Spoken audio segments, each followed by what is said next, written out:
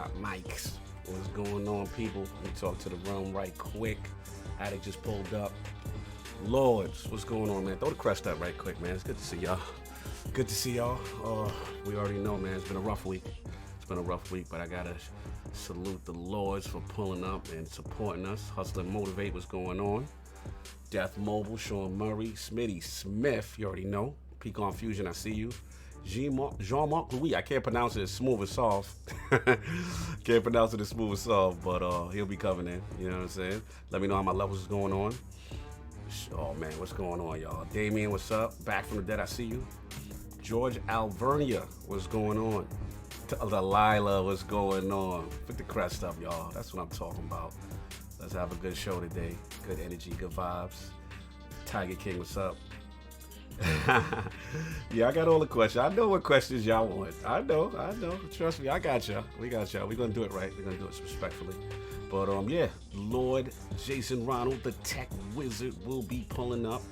You know what I mean? So we'll get him in here early. Saul probably be coming in hot, but he will be on time. And yeah, we got a fun show lined up, a lot of fun questions and good stuff. So we will be back. The King will be pulling up. You know how he do with theme music, so we don't want no copyright strikes out here.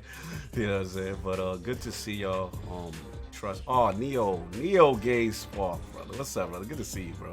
Mojo Blues, what's going on, man? The faces in here this week. Y'all gave us a lot of energy. Trust me when I tell you that. Lord Dizzy would be proud. He only want this thing to continue. You know what I mean? So salute. We will see you guys in a few and have a fun show today. But again, thank you guys early in the pre-show.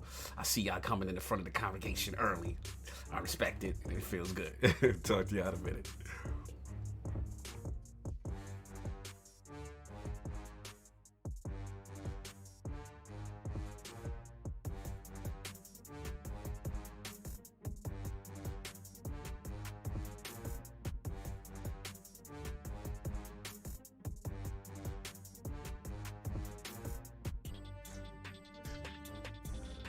Damn it, Hustle and Motivate. I can't not shout you out for joining the realm, yo. Put the crest up. Put the horns up, man. Hustle and Motivate, man. Join the realm, man. I gotta shout that out. HTK360, thank you, brother. I see you. Thank you for the kind words. I see you. Yo, you gotta put them up for your brother. Hustle and Motivate, just join the realm, y'all. Put the crest up. You know what I'm saying? Put the horns up. There you go. My man. All right, now I see you in a bit. Matter of fact, Addict, talk to the people real quick. Make sure they can hear you. Testing. There you go. No doubt. All right, we'll be back this time for real. Salute the hustle.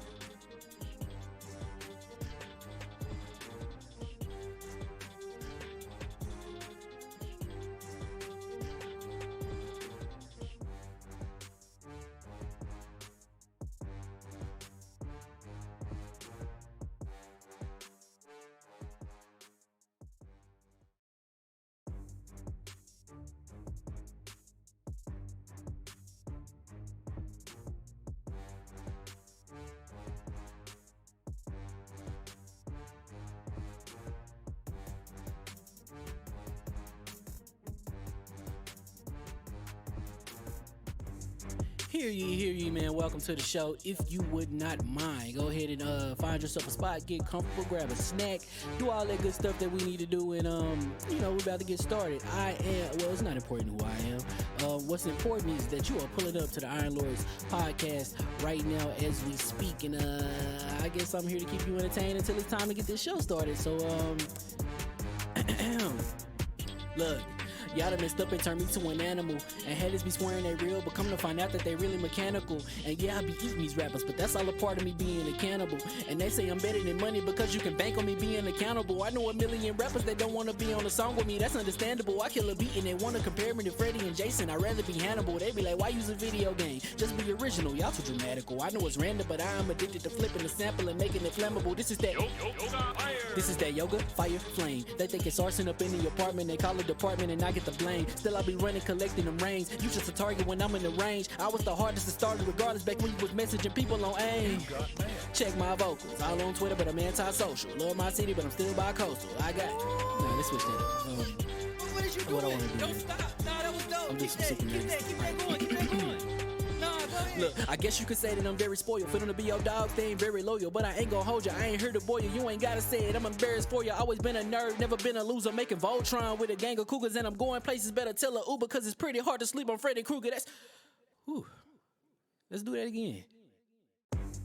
Hear ye, man. Welcome to the show. If you would not mind, go ahead and find yourself a spot, get comfortable, grab a snack, do all that good stuff that we need to do, and we're about to get started. It's not important who I am.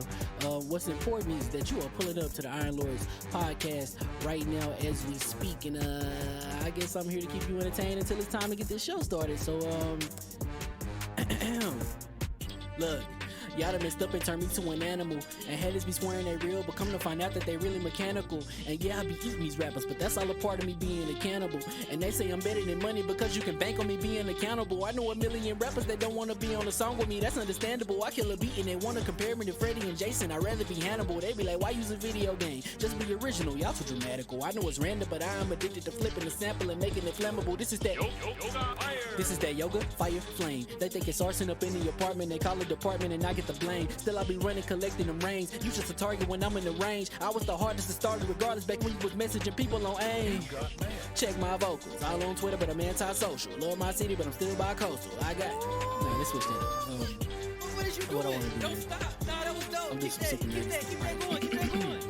Nah, go ahead. Look, I guess you could say that I'm very spoiled. For them to be your dogs, they ain't very loyal. But I ain't gonna hold you, I ain't here to boil you. You ain't gotta say it, I'm embarrassed for you. Always been a nerd, never been a loser. Making Voltron with a gang of cougars, and I'm going places. Better tell a Uber, cause it's pretty hard to sleep on Freddy Krueger. Let's do that again. Hear ye, man. Welcome to the show. If you would not mind, go ahead and find yourself a spot, get comfortable, grab a snack, do all that good stuff that we need to do, and we're about to get started. It's not important who I am. What's important is that you are pulling up to the Iron Lords podcast right now as we speak, and I guess I'm here to keep you entertained until it's time to get this show started. So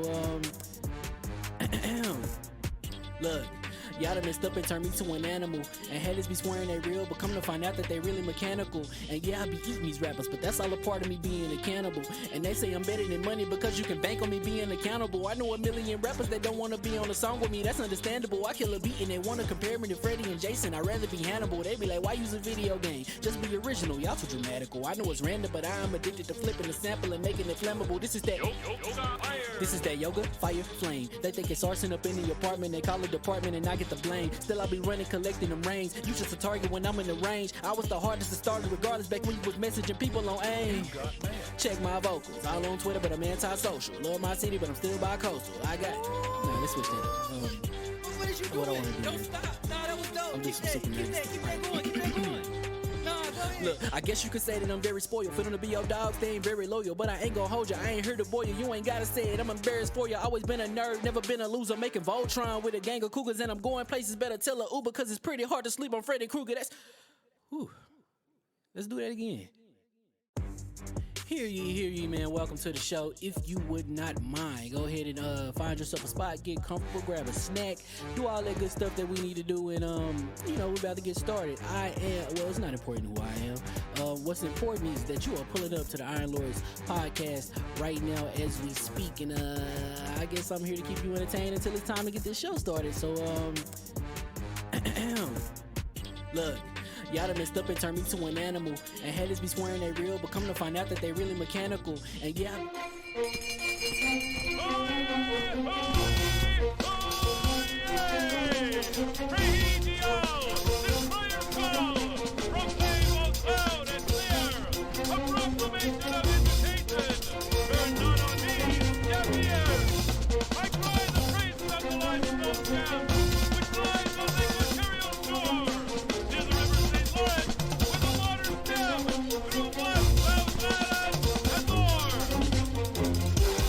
I'ma just chill and watch them and eat snacks in the attic. I wanted to chill with the pack and be like a young whoop, but then they would mistake me for addict. If I can imagine it's cool to give you some advice, then invite your girl to your squadron. Cause if you don't give her that option, you gon' be single player like Sovereign. You gon' get tossed in the bushes by King David. Royalty and not a pretender. Detrimental to an elemental, what's an avatar to a knee bender? I gotta be me though. I know it's my destiny, work to Cognito. Who cares if you fly, if you still a mosquito? You swear you ain't something, but really be Steve-O. You like to collect stuff and that's cool, but I got bad news. Even if you really was that dude, King David still be the king of the statues. Since a juvenile, I've been cursed with a curse to be musical. And if you hate it, we'll meet in the crucible. Other than that, then it's cool and it's beautiful. We let you know that your dreams are pursuable. Whatever you wanna do, then it's doable. If you got work on a Sunday, it's suitable. Cause you can listen to this in your cubicle on the Lord's Day. Woo. If you got work on a Sunday, it's suitable. Cause you can listen to this in your cubicle on the Lord's Day.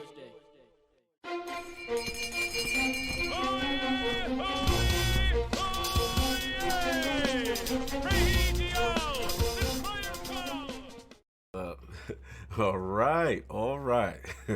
And we are live. Welcome to the Iron Lords podcast and the lordsofgaming.net, episode number 199. It's a glorious Sunday. We're back at the round table on the Lord's Day. I'm extremely excited about our special guests, and we've got the state of the Series X/S, potential xCloud upgrades, and Microsoft Mesh to discuss, so we're going to get right into it. I want to introduce a Lord who not only represents the gold standard of technical acumen in regards to hardware engineering for the Xbox platform, but whose team has spearheaded the enhancement of game preservation with tremendous innovation. Introducing the Director of Program Management for TeamXbox and leader in the development of the Xbox Series X and S consoles. The Wizard of Xbox with the most iconic beard in the game, who correctly recognizes Mass Effect 2 as the superior game in the trilogy. Oh, God. That's right. Live from Washington and kind enough to make his return into the realm of the Lords, my man, Lord JasonRonald of TeamXbox. How you doing, sir? I'm great. How you guys doing? I just want to know, like, what kind of ritual do I have to do to get it's like this is like as far as my stuff goes. Like, it doesn't go any further than this. Are you taking the shine away from Lord Jason right now? His iconic intro? I'm trying to get into that shine. I'm trying to get that beard looking like that. Every time I see him at FanFest, I just look over and I say, that man's doing something that I am not. I have a struggle beard. Salute to you, Lord Jason. Like it's a Microsoft trade secret. That's why they put him in charge of certain things. Brother, it's an absolute pleasure to have you back in the realm, man. First of all, how you doing? And if any games have been getting a chance to be played, I know the teams are busy, but I had to ask you that. Things are going really well. I mean, I think after launch, the team took an extended break off, which was very well deserved, and just, an opportunity for everybody to spend time with their families and everything. And now that we're in the new year, the team's really excited, firing on all cylinders. So it's great to be back. And then on the games front, I've been playing a lot of different games. I just finished up Assassin's Creed Valhalla a couple of weeks ago. Nice. So put a lot of time into that because that's definitely one of my favorite franchises. Just recently completed new Super Lucky's Tale nice. With FPS boost at 120 frames per second. Through that. Yes, sir. Thank you. And then right now, I just started Phoenix Immortals or Immortals Phoenix Rising. So just started It's a that. great So game. early on in that. Awesome, what's yeah, up. fantastic games, man. Heard so I know you've been playing that one, right?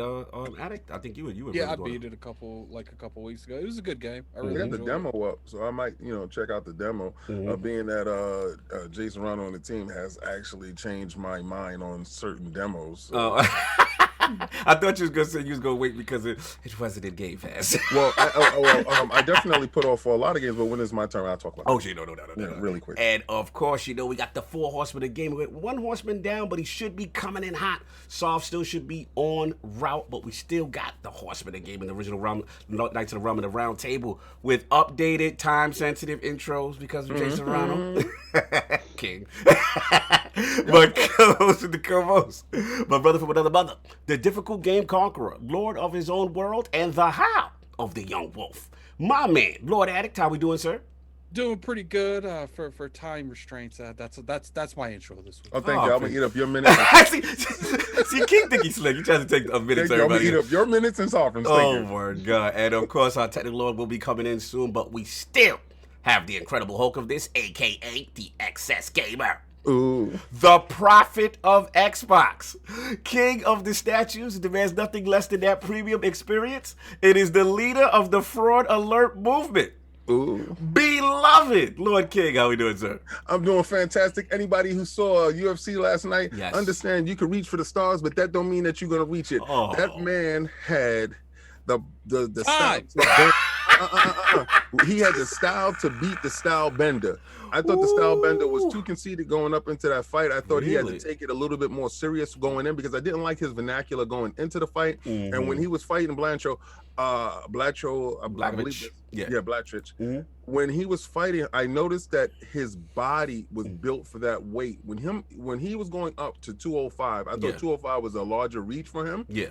And he tried to be like Roy Jones going into that fight. The difference between his fight and Roy Jones' fight, when Roy Jones went up to heavyweight, Roy Jones fought a lesser champion. This guy is not a lesser champion. No, he's a great, He's a great champion, and he was trying to defeat a great champion at his home turf. Didn't work out for the boy.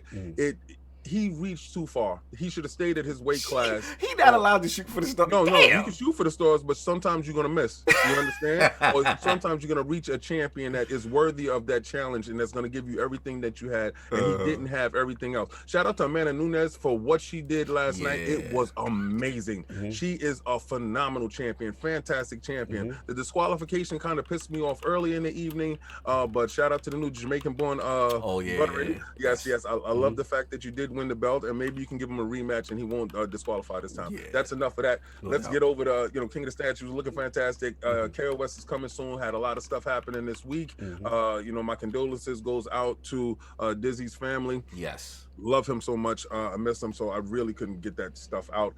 Okay, so what I've been playing this week. What you been All playing, right, so sir? like Jason said, he finished Super Lucky's Tale. So many things that y'all have been updating and putting inside Game Pass has renewed certain things. So I played the regular Super Lucky's Tale. Now this is new Super Lucky's Tale with all this extra stuff inside. So I'm going in trying to finish it 100%. So that's taking a lot of my time. I downloaded John Madden Football for the first time in a long time. Great Shout out Game to Pass Game edition. Pass for giving me a full game that I was never gonna pay for. Salute to you for being cheap. I'm not, how is it being cheap? I'm just, using my options. Put too much stuff in there. Like Dirt 5. Dirt 5, for instance, I said I was never gonna pay a nickel for, and what happened? Phil Dominus Maximus Aurelius said, don't worry, I got you. It's in Game Pass when you're ready to play. And shout out to the man. I was playing Dirt 5. It looks great. Oh, it looks so great. So and it's It looked great on launch too, right? No, it did. It looked great on launch. But you know when it launched? It launched the other day in my house. Game Pass. So we just to be clear, we're acknowledging it now because it is in the Game Pass service. And that's the only time I really acknowledge anything. You know why? Because it's new to me. Like when you enter Game Pass, It can launch 2-3 years ago. It's new to me. I just touched it. So I always try to touch all its back boost games, and we're gonna get into that. Yeah. Sovereign's here, so I guess he can take his time. I'm out of here. Sorry. No guys. doubt, no doubt. Salute, Lord Sovereign. But quick mic check before you intro, sir. Hello. Oh, beautiful, beautiful. And of course, coming in hot, our most real technical gaming lord, the solo gamer who lives for the single player selfish experience, and also the Sostradamus, the Lord of Clarity and Patreon of the Iron Bank. My man, Lord Sovereign, great to be here. How you doing, sir? Keep in mind, King took half your. Yeah, he took a lot of your minutes, sir. Oh, so I'm limited now, right? Yeah. I expect a written thank you that I gave you both my intros. So. I'll give it to you. Yeah, I'll send it right now. Apologies for coming in hot. Blame the missus. I'm gonna blame the missus. Blame the missus on this one. Yes, Salute the lady sauce. But yeah, man. So I'm glad to be here, Jason. I apologize for being late, but thank you for joining us, man. I appreciate you coming back to the realm. Yes. So real quick, I haven't had a chance to play much. Yesterday I turned my consoles on for the first time all week just to sort of mess around. And that was pretty much it. Didn't really play much of anything. I was watching UFC. Yeah, man. Yeah. Woo, all right. So Amanda Nunes did her thing with a taller opponent who literally could have kept her at length, and that did not happen. Yeah. So that was fantastic. Izzy, again, I appreciate his humility and he was humble. That's what I thought. With the very humble. At the end. It kind of showed his real nature, right? Because you see him as this sort of boisterous. In the beginning, wasn't he a little bit extra? This one going in Sovereign, like but that's him, right? That, like his. He said something that was highly disrespectful. Oh, he did? Yeah, because if he was fighting me, that's chalkboard material. If you're gonna tell me he's great, but he's gonna see true greatness tomorrow, I'm like, I can. Okay. I haven't seen. I don't know how John Jones responded. It was. I'm sure.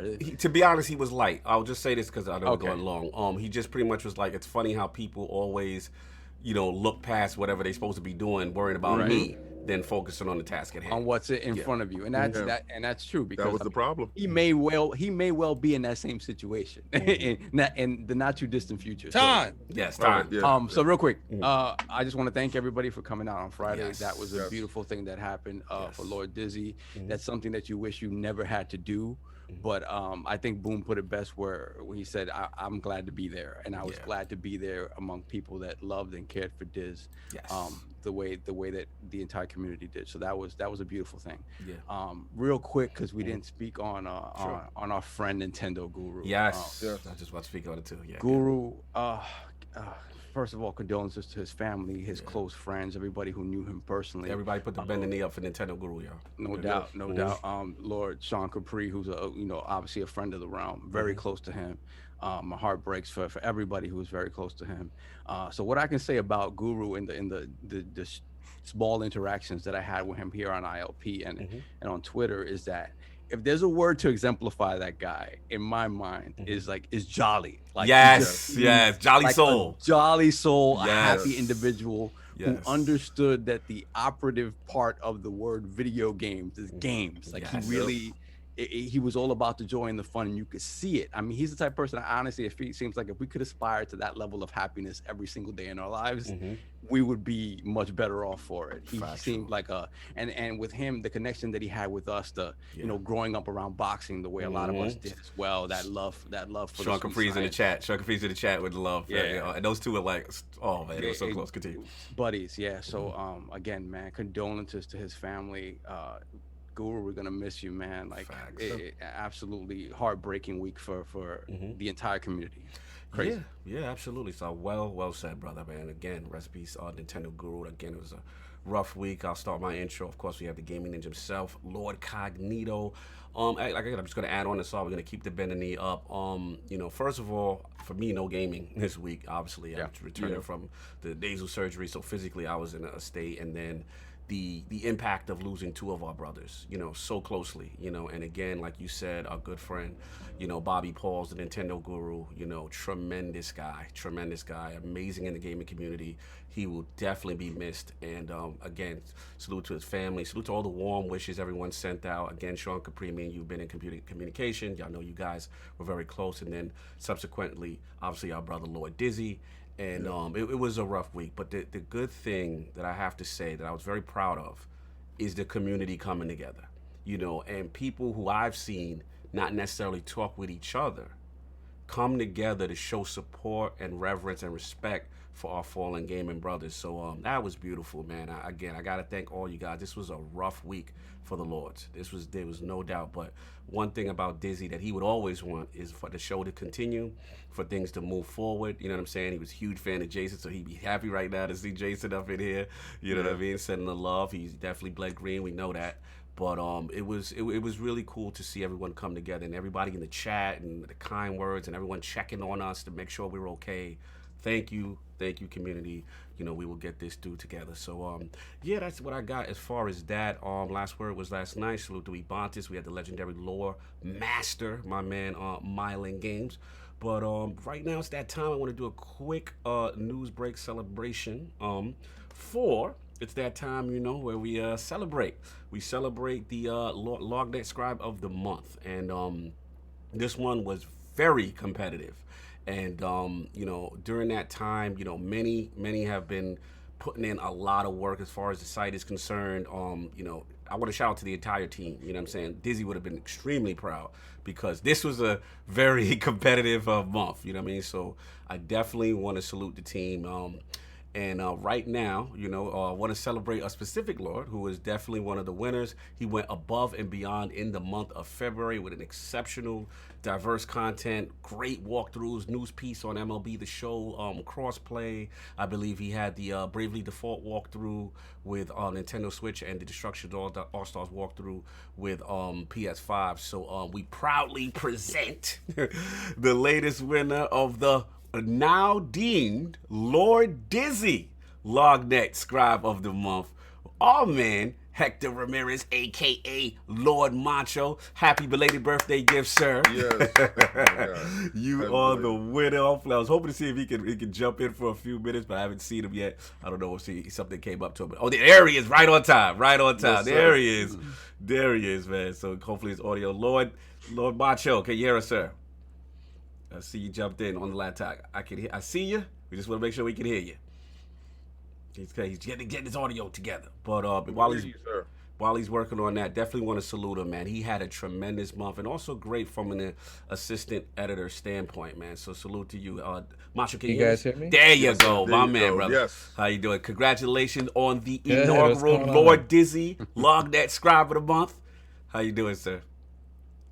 I'm good. How you guys doing today? That is my apprentice. He is my apprentice.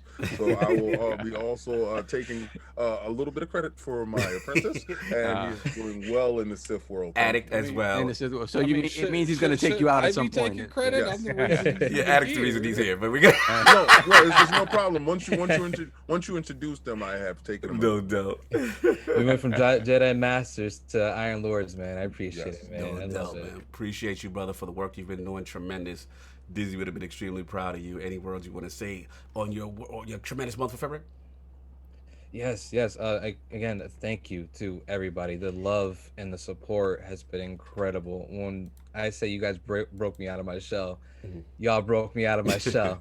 You know, y'all are just sharpening up the finer points of my writing. You're making me more eloquent. Like I feel like a better man. Woo!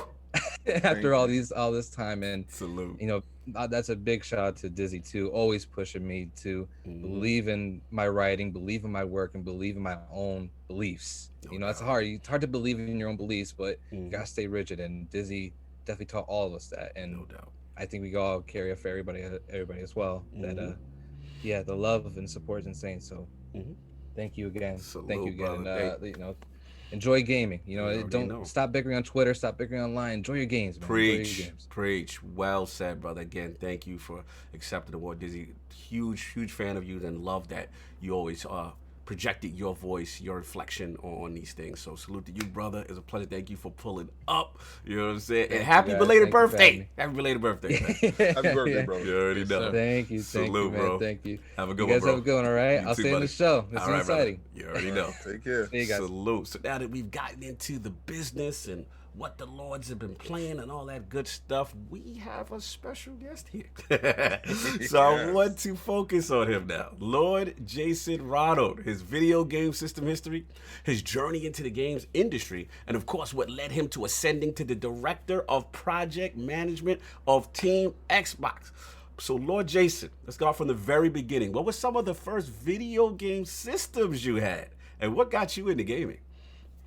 Ooh, it's a fascinating question. I mean, honestly, I've been a gamer my whole life. Even before I owned my own systems, you know, you give me any device that has any sense of a game on it, I would always gravitate towards it. So my first console was actually the NES. So that's where I started. You know, got it a little bit later, a little bit after it had released, but definitely like that's where I really got started, and that really kind of started me on this path. And then since then, you know, as I said, I've kind of been a lifelong gamer.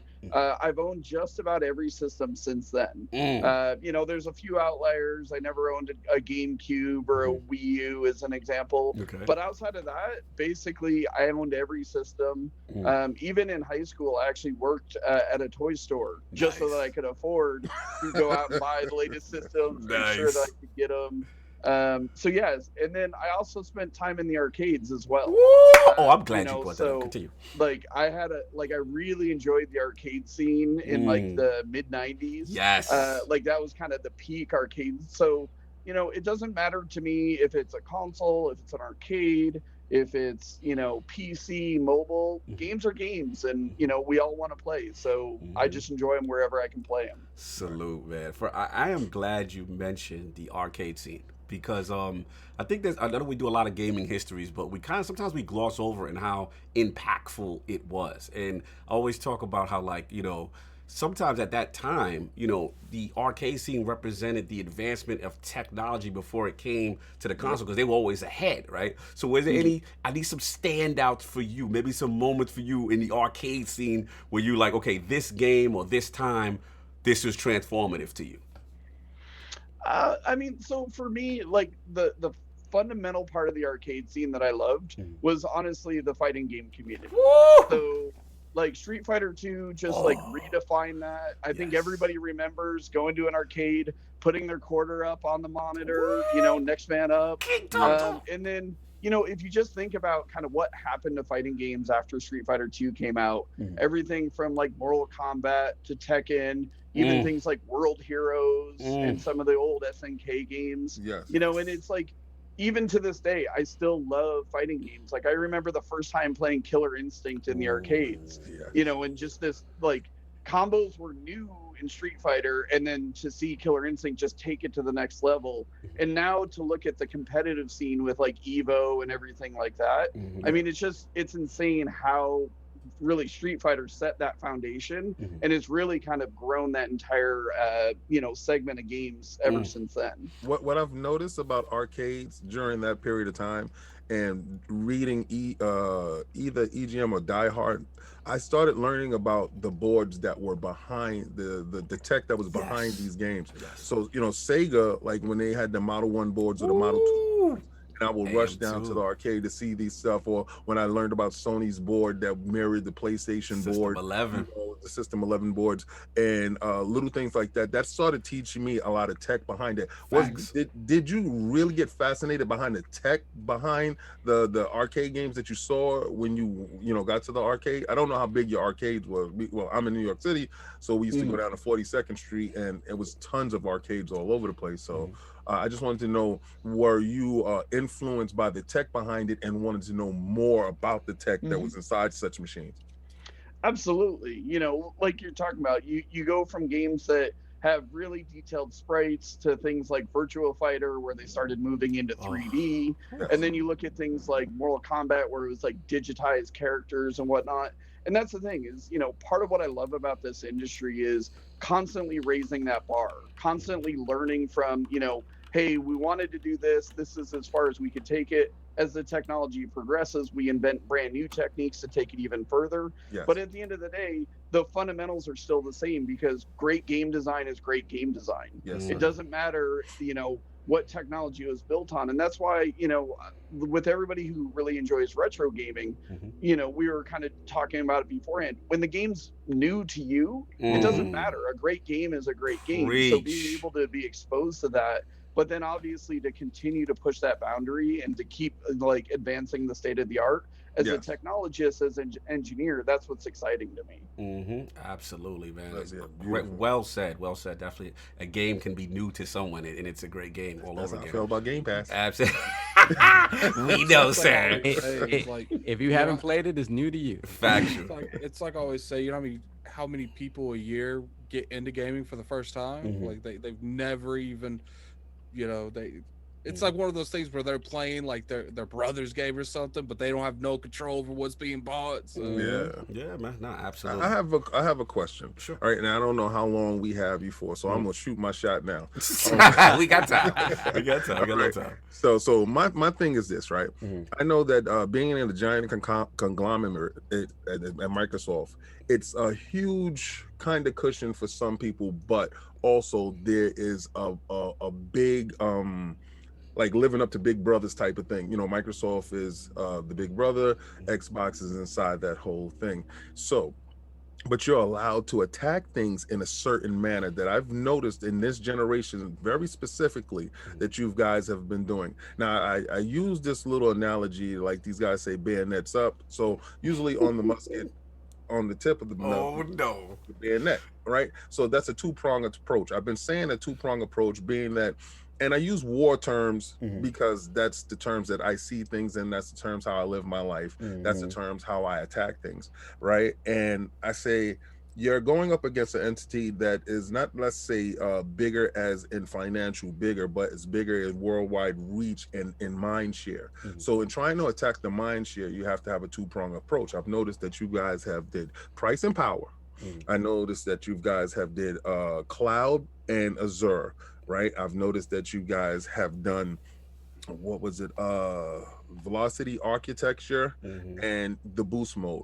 Is this your approach to always attack things and do things at a double time pace to achieve said goals that you're looking for?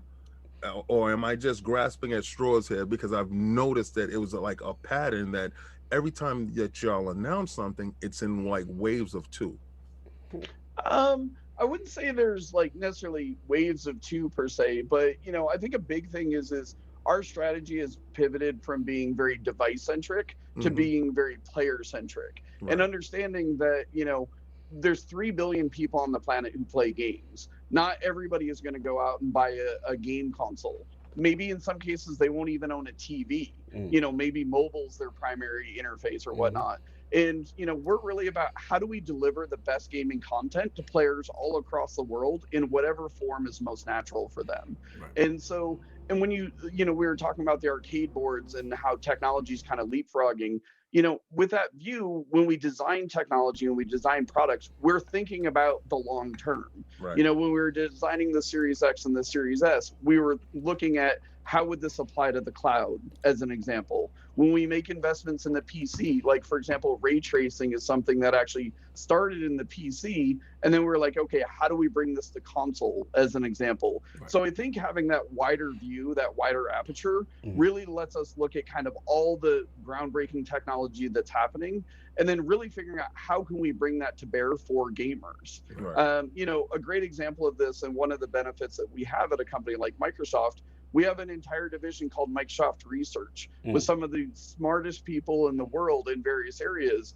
And what can we learn from them? How can we take these, ideas that they're incubating or things that they've been researching for a really long time, and how do I bring that into a gaming concept, whether that's on the console, whether that's on the PC or something like xCloud. So I think it's definitely a long-term view. And, when you make certain bets, you want to make sure that you're making those bets with an eye towards where gaming's going, as opposed to just the problem that we're solving right now. Absolutely. Got to think about in the future, right? You can't think about just the immediate. It's a great point. I always forget that you guys got those roadmaps, 5-6 years, in advance, while we're living in the present, so excited about what's going on now. So that's actually a good question, King, and good answer, Jason. I definitely wanted to ask one more thing. I know we kind of got over the gaming history, but two aspects. Portable gaming and the 32-bit era. Were any of those in your kind of wheelhouse during your coming up as far as video game history? So on the portable side, definitely had a Game Boy, had a Game Boy Advance, Game Boy Color. You know, I think at that age you had to have one of those, whether it's, you know, playing Tetris or, you know, all the. Oh, you hear that, Addict? Tetris. Oh, man. You can continue. I apologize for him rudely interrupting you. Continue. I never had a Vita or a PSP. I definitely have a Switch. I have a Switch Woo! Pro, Switch, and a Switch Lite. Woo! So same thing. You know, it's like Switch Pro. You give saw me a everybody device eyes. to play Switch great Pro. games, I'll play 'em. You have a Switch Pro. No, sorry. Hey, if Phil's got that shelf. You never know. Jason might have that shelf too. Jason's smart. If Jason looks like he's like in an empty room, no clues for nothing. We gotta pay attention. He does got that headset on though. Well, those are the perks of, you know. Yes, sir. He's got that new headset. Yes, sir. Continue. Phil Spencer's took anything into a Where's Waldo scenario. Continue, Lord Jason. I apologize. And then the 32-bit era, that was kind of like a sweet spot. Like I definitely had a Saturn, had a Dreamcast, had a 32X. You know, you gotta kind of represent everything. So, you know, unfortunately, I'm not as much of a collector, so I don't have all of those systems. Right. You know, at times with like now having kids, I wish I had some of those systems. But that's where, you know, some of the retro systems and whatnot can come to bear so that I can still share those games with my kids. Absolutely, absolutely. Now, want to get into the career as far as now again pre-Microsoft. One thing that first off, number one is what kind of inspired you now. You're a gamer, you know, you've been through all the generations to now say, okay, I want to be a part of the games industry. And then, correct me if I'm wrong, you know, you're very proficient with software development in the restaurant industry. So I wanted to know if, one, that was the case prior to Microsoft. Like, how did you get started in the industry that kind of then led you there? I just want to know, like, those early origins of your career. Wow, you're going deep if you remember that I was in the food industry. We do our research here. So for me, I actually went to college. My undergraduate degree is actually in digital animation. So I always actually intended on being an artist. And I was either looking to potentially go into the film industry or into the gaming industry. But while I was in college, I got a job as an engineer, to your point, in the food service industry doing inventory control. Very exciting, I know. But, you know, through that process, I actually kind of realized I was a better engineer than I was an artist. But what always has appealed to me about the game industry is that merger of art and technology, creativity and engineering, and just kind of how those things play off one another.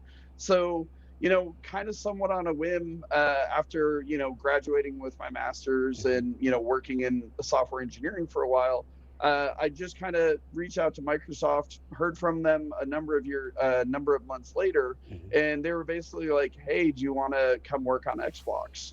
So I always jokingly tell people I have one of the most backward ways into the game industry, which is, you know, intended on being an artist, you know, digital animation background, got a job while I was in college as an engineer, and then just having that background of kind of the art side as well as technology made me kind of an ideal person to go join Xbox. And then I started in Xbox Game Studios.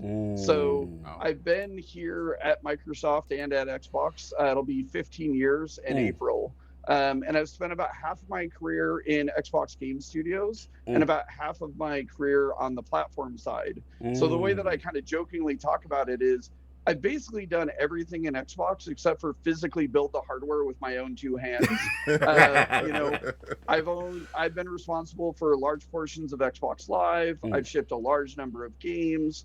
Obviously now leading the platform team and the development of our hardware and our next generation consoles. So, you know, I've just had a really diverse career, and that gives me a great opportunity to kind of have that, you know, holistic view of how do all these things come together and really deliver the premium gaming experience, as well as making the platform great for game developers? Because at the end of the day, that's the most important thing, is the kinds of games that can be built on our platforms. Absolutely. Would you ever consider going back to the gaming side of it? Good question. Or are you home with the platform stuff and with the hardware stuff?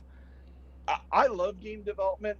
At my core, I still define myself as a game developer. So if the right opportunity came up, I would totally go back. You know, part of how I moved from Xbox Game Studios to the platform team was, you know, we built some really innovative technology in game studios, and it was, okay, how do we take this technology and actually get it out to all developers? Right. So we decided at the time to actually move the team into the platform.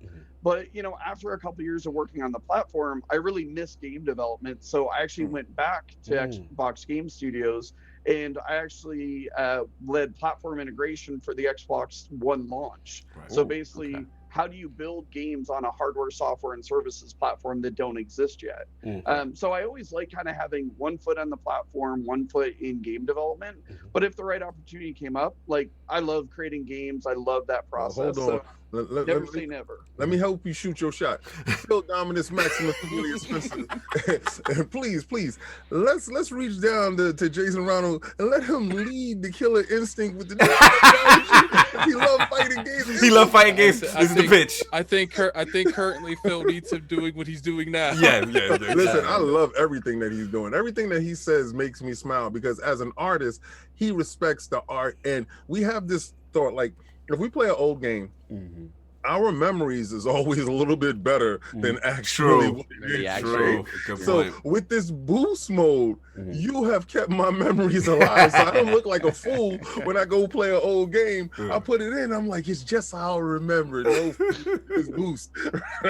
So, thank you so much for preserving these older games moving forward. And like you said, you don't own your old consoles. Right, so you go by memory of what you used to have. So when you do get a chance to play an older game on your newer console that you do have, because you know you have a family and stuff like that, you probably played it through Game Pass. Just talking around, and the game plays and looks like how you remember it on, you know, your new technology. And I think that's a warm feeling when you get a chance to reach back and bring those games up to speed. So I do appreciate it, and I do say thank you. You know, and this is at no additional cost. You guys are doing really amazing stuff. You know, so I do appreciate all the hard work. But as far as an artist, sir, yes, we do need this. I guess I can transition to my final question on the history side, which is you definitely talked about your diverse skill set, right? You know, and all these things you were able to do, and hats you wore, you know, at still wear, excuse me, at Xbox. But I just want to know if you could talk about like the brainstorming part of hardware development, because like you said, you know, you guys think so far out in the future about what you guys are going to do. So I just want to know like where the team was as far as like the mindset with the conceptual aspects of a Project Scarlet or you know, project, you know what I'm saying, a Scorpio and things like that, to see that like evolve and eventually become the Xbox One X and the Xbox Series X and stuff like that. Like, so like, can you talk about like some of that a brainstorming aspect of like how far out you guys are thinking of these things? Yeah, I mean, so I think there's two aspects of it. One, as engineers and technologists, we're always kind of looking at where the future's going, you know, advances in silicon development, new rendering techniques, you know, new cloud technologies and whatnot. Because one, you have to kind of understand where the industry is going. And then also as a company the size of Microsoft, we also have a lot of opportunity to influence where the industry is going. You know, and a great example of that is, you know, as we're developing the Xbox Series X and the Series S, we're really looking at things like 120 hertz as an example, variable refresh rate and things like that. So like we started engaging with the TV companies 2 to 3 years before anybody even knew what you know, we were developing, because we wanted to make sure the display technology and the HDMI standard was ready for what we were planning on bringing.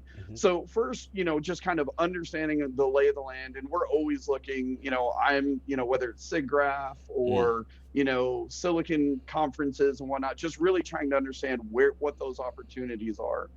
I think another thing is just talking to, you know, the community, talking to game developers. You know, the average game now takes anywhere from 3 to 4 years to build. Yes. So, you know, talking to developers, really understanding where their creative vision is, what they really aspire to do, and really understanding where the technology is maybe limiting them or limiting some of those capabilities. So taking that in.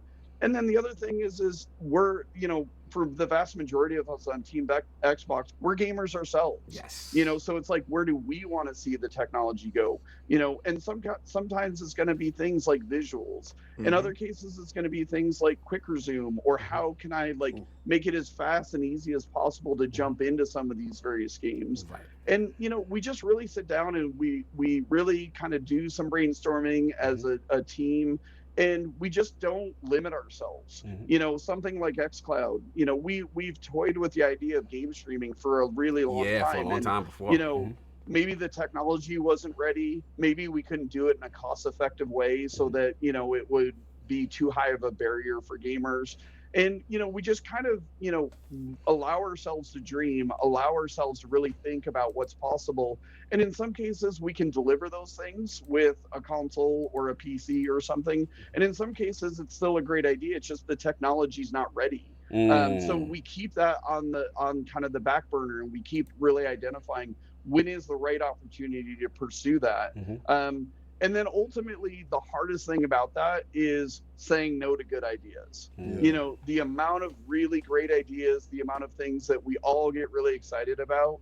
There's so many awesome things that we can go do, but how do you prioritize that? And that's why you have to have that long-term vision. What we do today, it needs to really set the foundation for what's coming next. And then what's coming next needs to lead us to that next step. So it's having that long-term vision that really, for me, excites me. And I think that's the real opportunity that we have. Wow. What I want to point in a little bit on what you said is you as a company help, certain things you can even help influence where that industry goes. And one of the things, there's a couple things I can say off the top of my head. Like, you guys were real big in the push for crossplay. And I feel like you guys were one of the biggest key components, with Epic and, et cetera, to really push. Now, look, you have Outriders coming out at the end of the month or the beginning of next month that's going to have crossplay on all platforms. One thing that I had to give you guys too is backwards compatibility. Like, until you guys really and I think that was a little bit even beyond that. Like, you literally put your foot on the ground, was like, this is what we're doing from now on. Not now. We want the Xbox Series X to be revolved around this. He was like, we want our brand to be revolved around this. And I think, in terms of stuff like that, you guys don't get enough credit for that. Yeah. I'm sorry. I appreciate that. I mean, for us, I'll say for me, I don't do it for credit. I do it for the players. I do it for what do we want as gamers? And I think backwards compatibility is a great example of when we first did it on the Xbox One. To be honest, we didn't even know if we could get it to work. Right.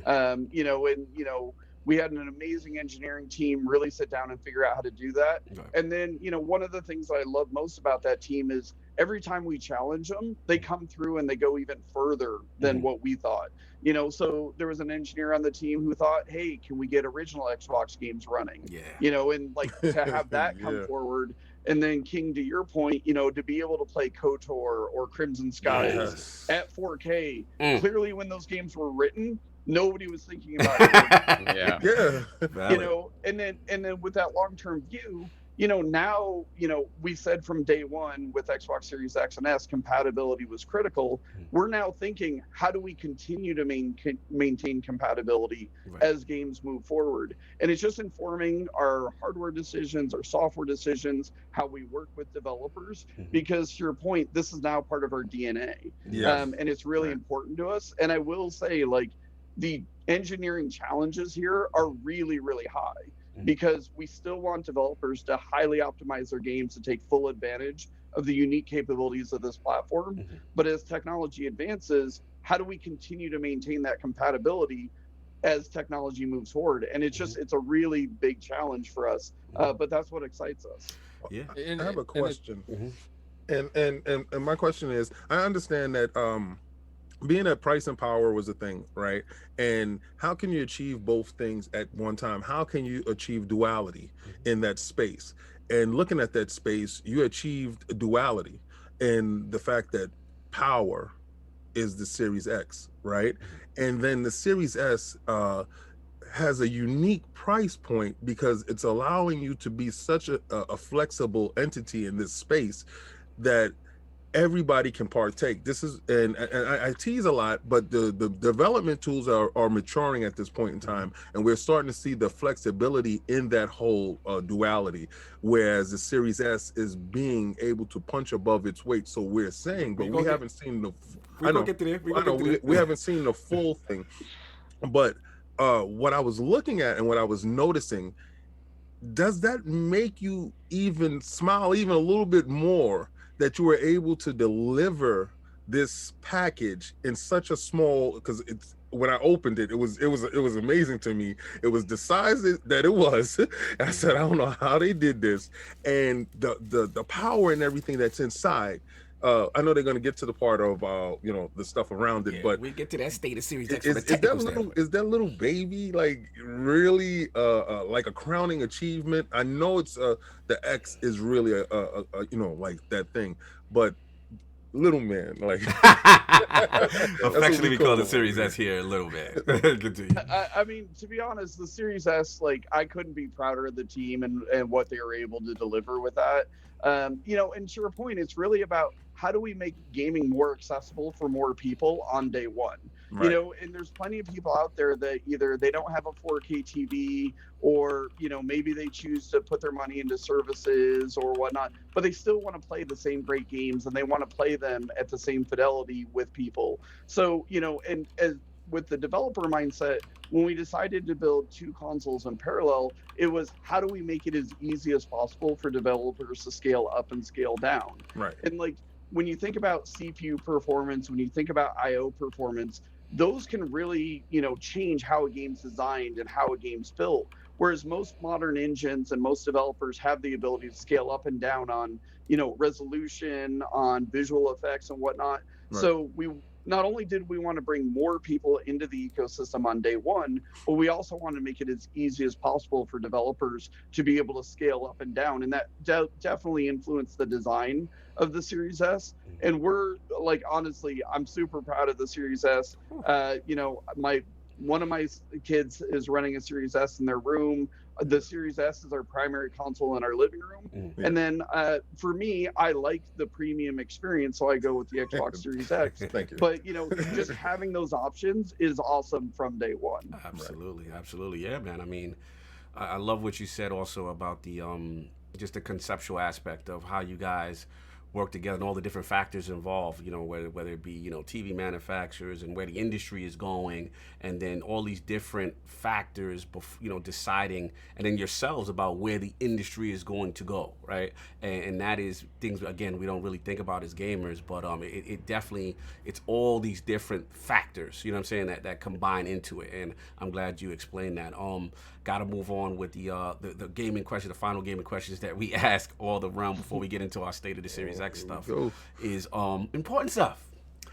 I need Lord Jason's top 5 video games or franchises of all time. This is difficult. You're asking me to make, like, it's my favorite child. Yes. How do you make me make this call? You have to pick between the children. You got to pick between the children. Here in the realm, you got to pick between your children. All right. So here's my personal list, is my personal taste as a gamer. So favorite franchise of all time is Final Fantasy. Very first RPG I played on the NES definitely made me fall in love with, like, min-maxing, you know, epic stories. And, you know, to see how that franchise has evolved over the years, it's always just, it's a highlight for me. You know, everything from Final Fantasy Tactics to, you know, them bridging into MMOs. Addict, like, that's loving just, you right now. Continue. You know what? I knew there was something I liked about it. I knew there was something. You're welcome back in. Oh, he's welcome back. Thank you, Addict. Thank you for welcoming back Lord Jason. So yeah, so that one definitely started my love of JRPGs, and it continues to this day. Second franchise, probably Assassin's Creed. Same kind of thing. I remember playing the first Assassin's Creed in this massive open world and parkour, and the first time you ever do a leap of faith in that franchise, it's just like it was amazing. And just to see how that franchise has continued to evolve into more like RPG elements, but still keeping the foundation the same. Like, huge kudos to that team. Nice. I mentioned it. I mentioned it before, Street Fighter 2. The Street Fighter franchise definitely has to be very high on my list. Nice. 2 more. I struggled with, you have to respect whether it's Mario or Zelda. So I'm like, okay, which one do I go with? Yes. I think both of them, like Mario redefined platformers, but I would say for me, Zelda's got to be on that list. Skyward Sword. Hell yeah, let's go. Oh, here we go. We got to ask the question. You led right into it. Name the 3 of your favorites. No. Name the one favorite. No, because I don't like when you. I don't like when these guys say one, and I can't shame you. No, you know what it is? No, it's going to be one, and we have Skyward Sword's not being one of them. Time. Let Lord Jason discuss. All right, Addict, his favorite 3 Zeldas or one Zelda, whatever. One Zelda. Okay. I can go with one. My personal favorite is Link to the Past. Okay. Yeah. Go. Okay. Like, I get that. That feels like the definitive Zelda experience to me. But obviously, they made so many great titles in the franchise. I'm a fan of Breath of the Wild. Everything from the OG original all the way up to Breath of the Wild. It's an incredible franchise. Salute. So you got that? Didn't say Skyward Sword. Oh my God. It's fine. He has a the Switch. entire franchise. No. I want to point out, if he would have said Skyward Sword, I would never have heard the end of it. Oh yeah, No. Listen, he has a Switch, and I will be approaching this later on. Moving on to the final. Was that the final one? That's Four. Yeah. So I was thinking about it. Probably the final one has to be Forza. What Turn 10 has done with that franchise, it's just the technical mastery, the love for what they do, the love for cars, and then to see that expanding into the Horizon franchise. I think it's for anybody to overtake Gran Turismo is a feat. That is a feat. Yeah. Facts. Yeah, and Turn 10 has just built an incredible team, and their partnership with Playground. So I just love what they do, and one of their early design goals was to turn gamers into car lovers and car lovers into gamers, and I think they've absolutely done that in spades. So huge kudos to that team. Big up to Turn 10, big up to Playground, because again, like I know what you made a good point. Forza doesn't get enough credit. It is a staple franchise, and for me, I'm not the most hardcore motorsports guy, but I respect it for the aficionados, the enthusiasts, right? Like, this is the metal. But for me, I thought it was so cool when they introduced the Horizons for the more casual guy. Like, I grew up on the Outruns and all that stuff, so that it's like an open world Outrun. You know what I'm saying? I love when they separated the two. Yes. So that way you can really develop the greatest enthusiasts, hardcore metal type one, and then the fun-loving, just carefree, tearing through walls and all that other stuff and going across country. Yeah. I thought that was very ingenious, two-prong approach. Again, like I said. Yes, here we go. The pincer approach. The pincer approach. Yes, we have almost 700 people watching. Yes. Let's get those likes up. It helps with the algorithm. It helps to make sure that Jason is seen all over the place. But let's get those likes up. No doubt, man. Tremendous history. Now, it also helps showing that he didn't say Skyward Sword, but keep going. Fix your picture. Fix your picture. What I was going to say is, as far as this, the last was a loaded question in reference to gaming. Favorite console of all time? Little man. I mean, the Series X and the Series S. I've just got to say, hey, I got to go with Series X and Series S. I mean, you did design it. That's your babies. That's your babies. That's salute, man. Oh, man. So he's at the series platform. Woo! Man, tremendous gaming history. Let's move on. A lot of show. Now, chat, I know there's a lot of super chats, but we got to respect time. So I know we can't. We'll read the super chats. I got them. I got them. Yeah, but I mean, we can't do it. We probably have to do it at the end, so because it's just, we got to respect Jason. We got to respect Jason here. But, look, we're going to move on. No poll last week because I was getting my nose reformatted, so it was none of that. But we got to get into these topics, man. We got to get into it. So wanted to do a little series with you affectionately, Jason, kind of like the state of the Series S/X. You know what I mean? And basically, before we start this kind of little brief Q&A, I wanted to say, like, okay, you're about 4 months in, right? 4 months in past the launch, you've debuted this amazing platform, you know, tremendous features for back compat and game preservation, FPS boost, auto HDR, quick resume, all these cool things. So just basic first, like, how's the team feeling overall about the platform? And then what lessons do you feel that you guys have learned, you know, launching these 2 consoles basically during a pandemic? Yeah, I mean, it's a great question. I'll say, as the team, like, honestly, we couldn't be happier. We couldn't be prouder of all the work that the team did. You know, when we started building this generation, you know, it was one of the most ambitious things that we've ever taken on with TeamXbox. You know, building 2 consoles in parallel. And, you know, one thing that doesn't get talked a lot about is we also have a development kit as well. So building 3 consoles in parallel is, like, unheard of. So hugely proud of the team. And then just to see the response from the community and the fans. I mean, obviously, you know, the demand is well exceeding our ability to actually manufacture, you know, as many consoles as we can. And like we've talked about before, you know, this really sets that foundation for the next 7 to 10 years of game development and kind of game innovation. And we're really proud of a lot of the decisions that we've made. We feel like the hardware is super solid. We feel like the fan response has been great. And then, you know, we're just getting started. You know, the way that we think about launch is that's really the end of the beginning, but really the hard work starts now. You know, really now that you guys have your hands on it and we get the feedback from you. You know, another thing is we're getting feedback from developers as an example, and we've talked to a lot of people who either worked on launch games or who have games coming out later this summer or later this year, hearing what they're looking for and where they want to push the technology. You know, we're learning ourselves how to really push this technology, because, like, if you look at any console generation, you know, 360, Xbox One, look at the games at the beginning of the generation and look at the games at the end of the generation, and that's just through, like, the creativity, us constantly pushing each other, us pushing developers pushing us listening to the community.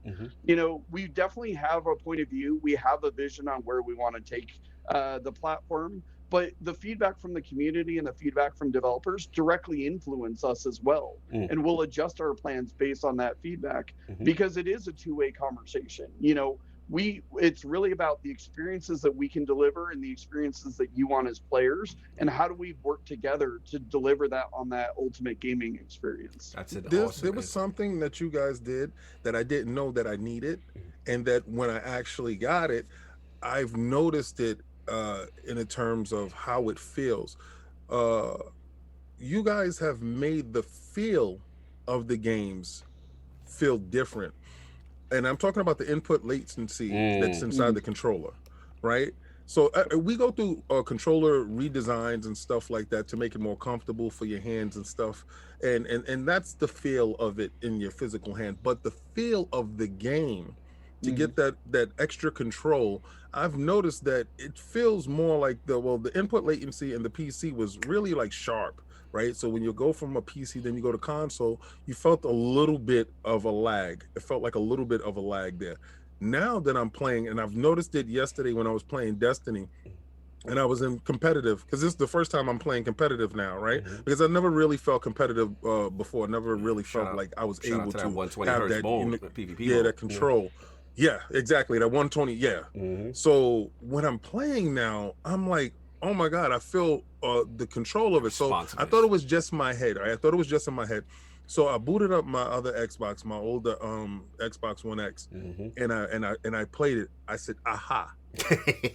I felt it in the controller itself, that the input latency, because I was turning, I was like, and maybe the field of view, but I feel that the control that you guys have worked on in that, was that a huge thing to get the input latency down? Because you was talking about working with TV makers, you know, like, you know, certain brands.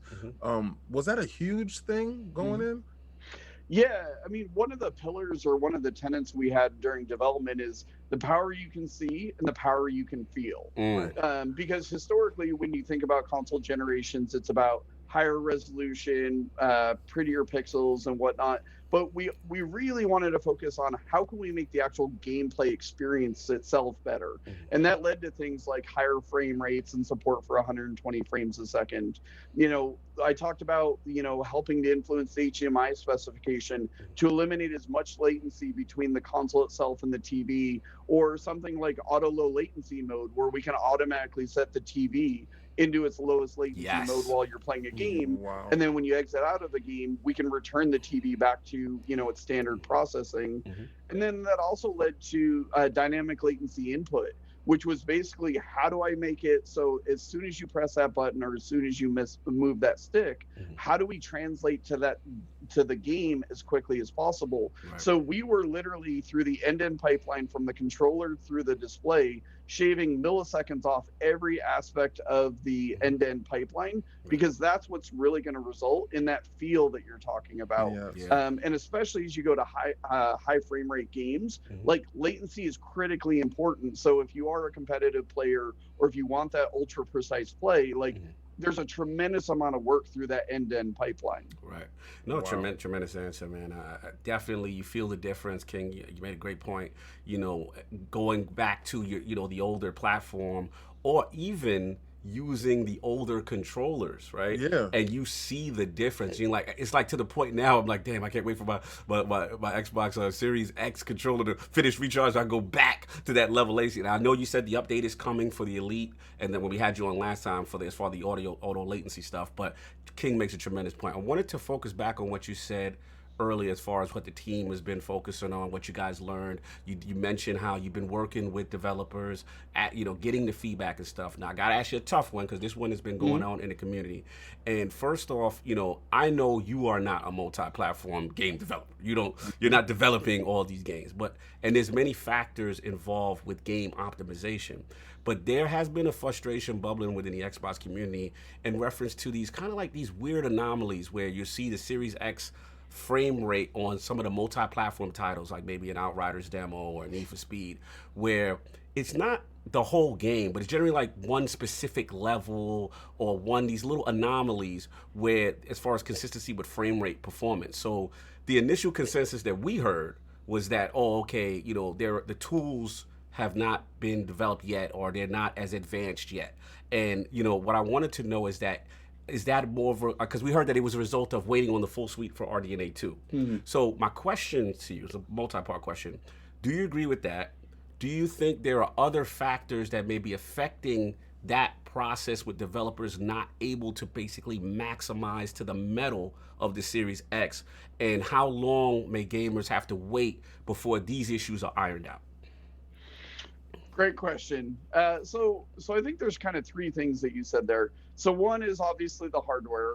You know, as you mentioned, it was really important to us as we landed the hardware to make sure that we were able to take full advantage of all the next gen capabilities. So that meant, you know, we waited a little bit longer to get the development kits out than we ideally wanted to, but we felt like it was important enough to wait for some of those features, because once again, this is the hardware platform for the next minimum 7 to 10 years. So you can't change the hardware after you release it. So it's critically important to get that out.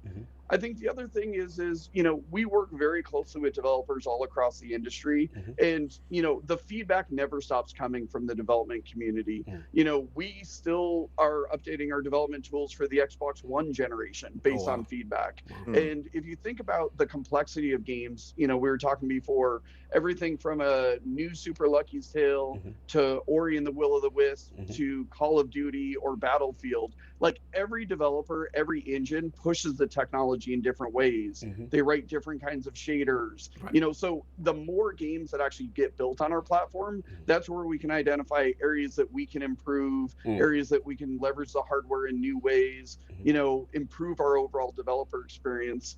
And I think one thing that does get lost is how hard it has been to make games in 2020. You know, with the pandemic, you know, if you think about it, you know, a lot of studios have large QA teams, or they're used to, you know, working together in the office and whatnot. And in many cases, the industry was not set up to be able to make some of these games from home. Good point. I'll even say on the platform side, like Friday was 1 year to the day that the TeamXbox has been working from home. When the lockdown first happened, we didn't even know how to build our operating system outside of the office because that's not something that you do. We don't let the source code of our operating system, outside, or like hardware development. Usually when we're developing hardware, we have engineers at the factories helping to make sure, sussing out problems and identifying things. We couldn't do any of that. Now you move that to a game studio, and it doesn't matter if you're a small game studio or a large game studio, you're talking about terabytes worth of data, that have to be shuttled around. If you're an artist and you're working on a character or you're working on a model, how do I get that to the engineers who are actually, working on it? And then you think about QA.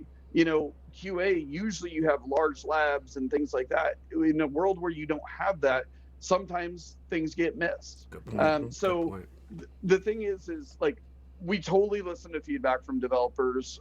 We like I said, over the last couple of weeks, I've been spending a lot of time with both our first party studios as well as third party studios, just listening to their feedback, and what can we do to make it easier to work from home? Where are areas that we can improve, whether it's our shader compiler or our ingestion system, or even just compiler and linker times and things like that. And all that feedback, like we release updates, usually monthly or every other month to our developer audience, just based on their feedback. And not only is it for the games that are coming out in 3 months or 6 months, but there's also games that are not this year, 2022, 2023, where we're going to partner with them for the next couple of years to really make sure the platform is ideally suited for the game that they're planning on building. Awesome answer. And again, you put things in perspective, because the thing about it is, one, we do forget these systems were developed under very different conditions, right? It's even more than that, because if you look at the let's say the graphics company, let's say AMD, right? They're launching the GPUs across the board, right? And you guys have the custom GPU that you have, and then there's feature sets that has to get rolled out for these GPUs. So I'm noticing it being released on a stagnant thing, and you're doing development tools. Like you said, there's a third console that we don't get a chance to engage with, but you guys must engage with this third console to a level that once you engage with it, then you can engage with the consoles that we do have, and it does affect game development throughout the industry, that those are partners that you are working with, so that you have to develop on the one we don't see. You have to get these tool sets out to the developers to get these games to us, and that pipeline has to be incredibly tough to do so with the stagnant release of certain feature sets. How are you guys dealing with the certain feature sets that are being released on it looks like a quarterly type of thing right now? How is that happening? So I think the big thing is you really have to understand how game development works. And as a game gets closer to launch, the understandably the developer has to minimize risk on what kind of changes they're willing to take later in the development cycle. So some features are very easy for a developer to absorb very late in the game. Other features have to be planned potentially years in advance. So that's kind of one of the things is, I'll use an example like variable rate shading. That's one that's relatively easy for a developer to implement. But you also have to understand, like, if a game's 3 months before release or 4 months before release, that might be too risky for them to take that change at that time. Whereas you look at things like ray tracing as an example, a lot of times that takes a lot of earlier work and a lot more planning. And then when you talk about even more advanced features, things that impact like IO streaming or how content's actually loaded, like that can have broader implications on developer workflows, how the game actually gets packaged, how the game actually runs in real time. So that's why this two-way conversation is really critical. And it's really identifying what's the right thing for the game and how can we make sure that we're supporting them in the best way. So, and that's why, like I said before, if you look at the games at a launch of a console versus the end of the generation, some of these games have been in development or planning for 4+ years, so they can try some really ambitious things. They can try to think outside of the box. Whereas a game is, if it's halfway through development, there's certain things they may aspire to do. It doesn't make sense from an engineering schedule perspective. So to your point, it's a very complex matrix, but like the way I'll say it is, for me, I always try to focus on what's right for the game. Right. Not every game is designed to be a visual showcase. Not every game will benefit from ray tracing the same way it will. So if we really understand what the developer's trying to create, we can help them understand, here's how you can deliver that vision on our platform. But it's a constant conversation. And, you know, I've worked with titles a week before they ship, and I've worked with titles years when they're just in conceptual, that conceptual phase, just because that's the right time to engage with the title. But it's a constant dialogue. And honestly, that's one of my favorite parts of my job, is just working with the best creators across the industry, figuring out how do we work together to really deliver on that vision. Right. And I'm glad you said that, because, you know, when you answered my question in reference to, you know, people will get this whole frustration of what's going on with, you know, the frames on certain games and multi-platform games, things like that. But people have to realize, you made a good point, you know, this is a constant dialogue with you and the developers, you know what I'm saying, in conjunction with what's going on. And you guys are trying to assist them, you know what I mean, and as far as what concerns or issues they may be having, you know what I mean? And that's a valid point. And again, like you said, in conjunction with, on top of that, with a pandemic, on top of that, with not normally working under circumstances where you would be in an environment doing these things, as opposed to a remote transfer of idea. Like, this is a completely new set of circumstances, and gamers do have to understand it. So I'm glad you said that. I want to open it up, because I know I got one question, but I want to be fair to the rest of my lords here. You know, Solve and Attic, I know you had some questions for Lord Jason, so I'll let you guys go too. You want to go first or me? So you go first. I'll go ahead. So Jason, last time you were here, I asked you about machine learning, because to me, with these new consoles, this is actually the first time ever that I think that the secret sauce is real. Like that I really feel like something. These machines are capable of doing something that on paper they probably aren't supposed to be able to do. So I'm a big fan of machine learning. And so basically on the NVIDIA side, they have DLSS.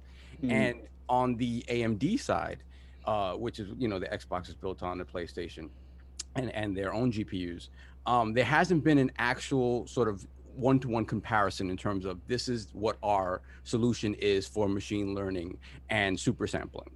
So apparently it has been named, which I didn't realize it was, but it's something called Fidelity FX Super Resolution specifically. And I guess it hasn't necessarily been rolled out because and shout out to Linus Tech Tips, because his impression was that they're waiting for this technology to be implemented in all of their GPUs or the ones capable of it, the newer ones, including next generation consoles. So on the Xbox side, do you guys, is this something that you think you'll be implementing directly as Fidelity FX Super Resolution, or because of the custom nature of Xbox hardware, it'll be a custom solution that involves, you know, the guts of what this is?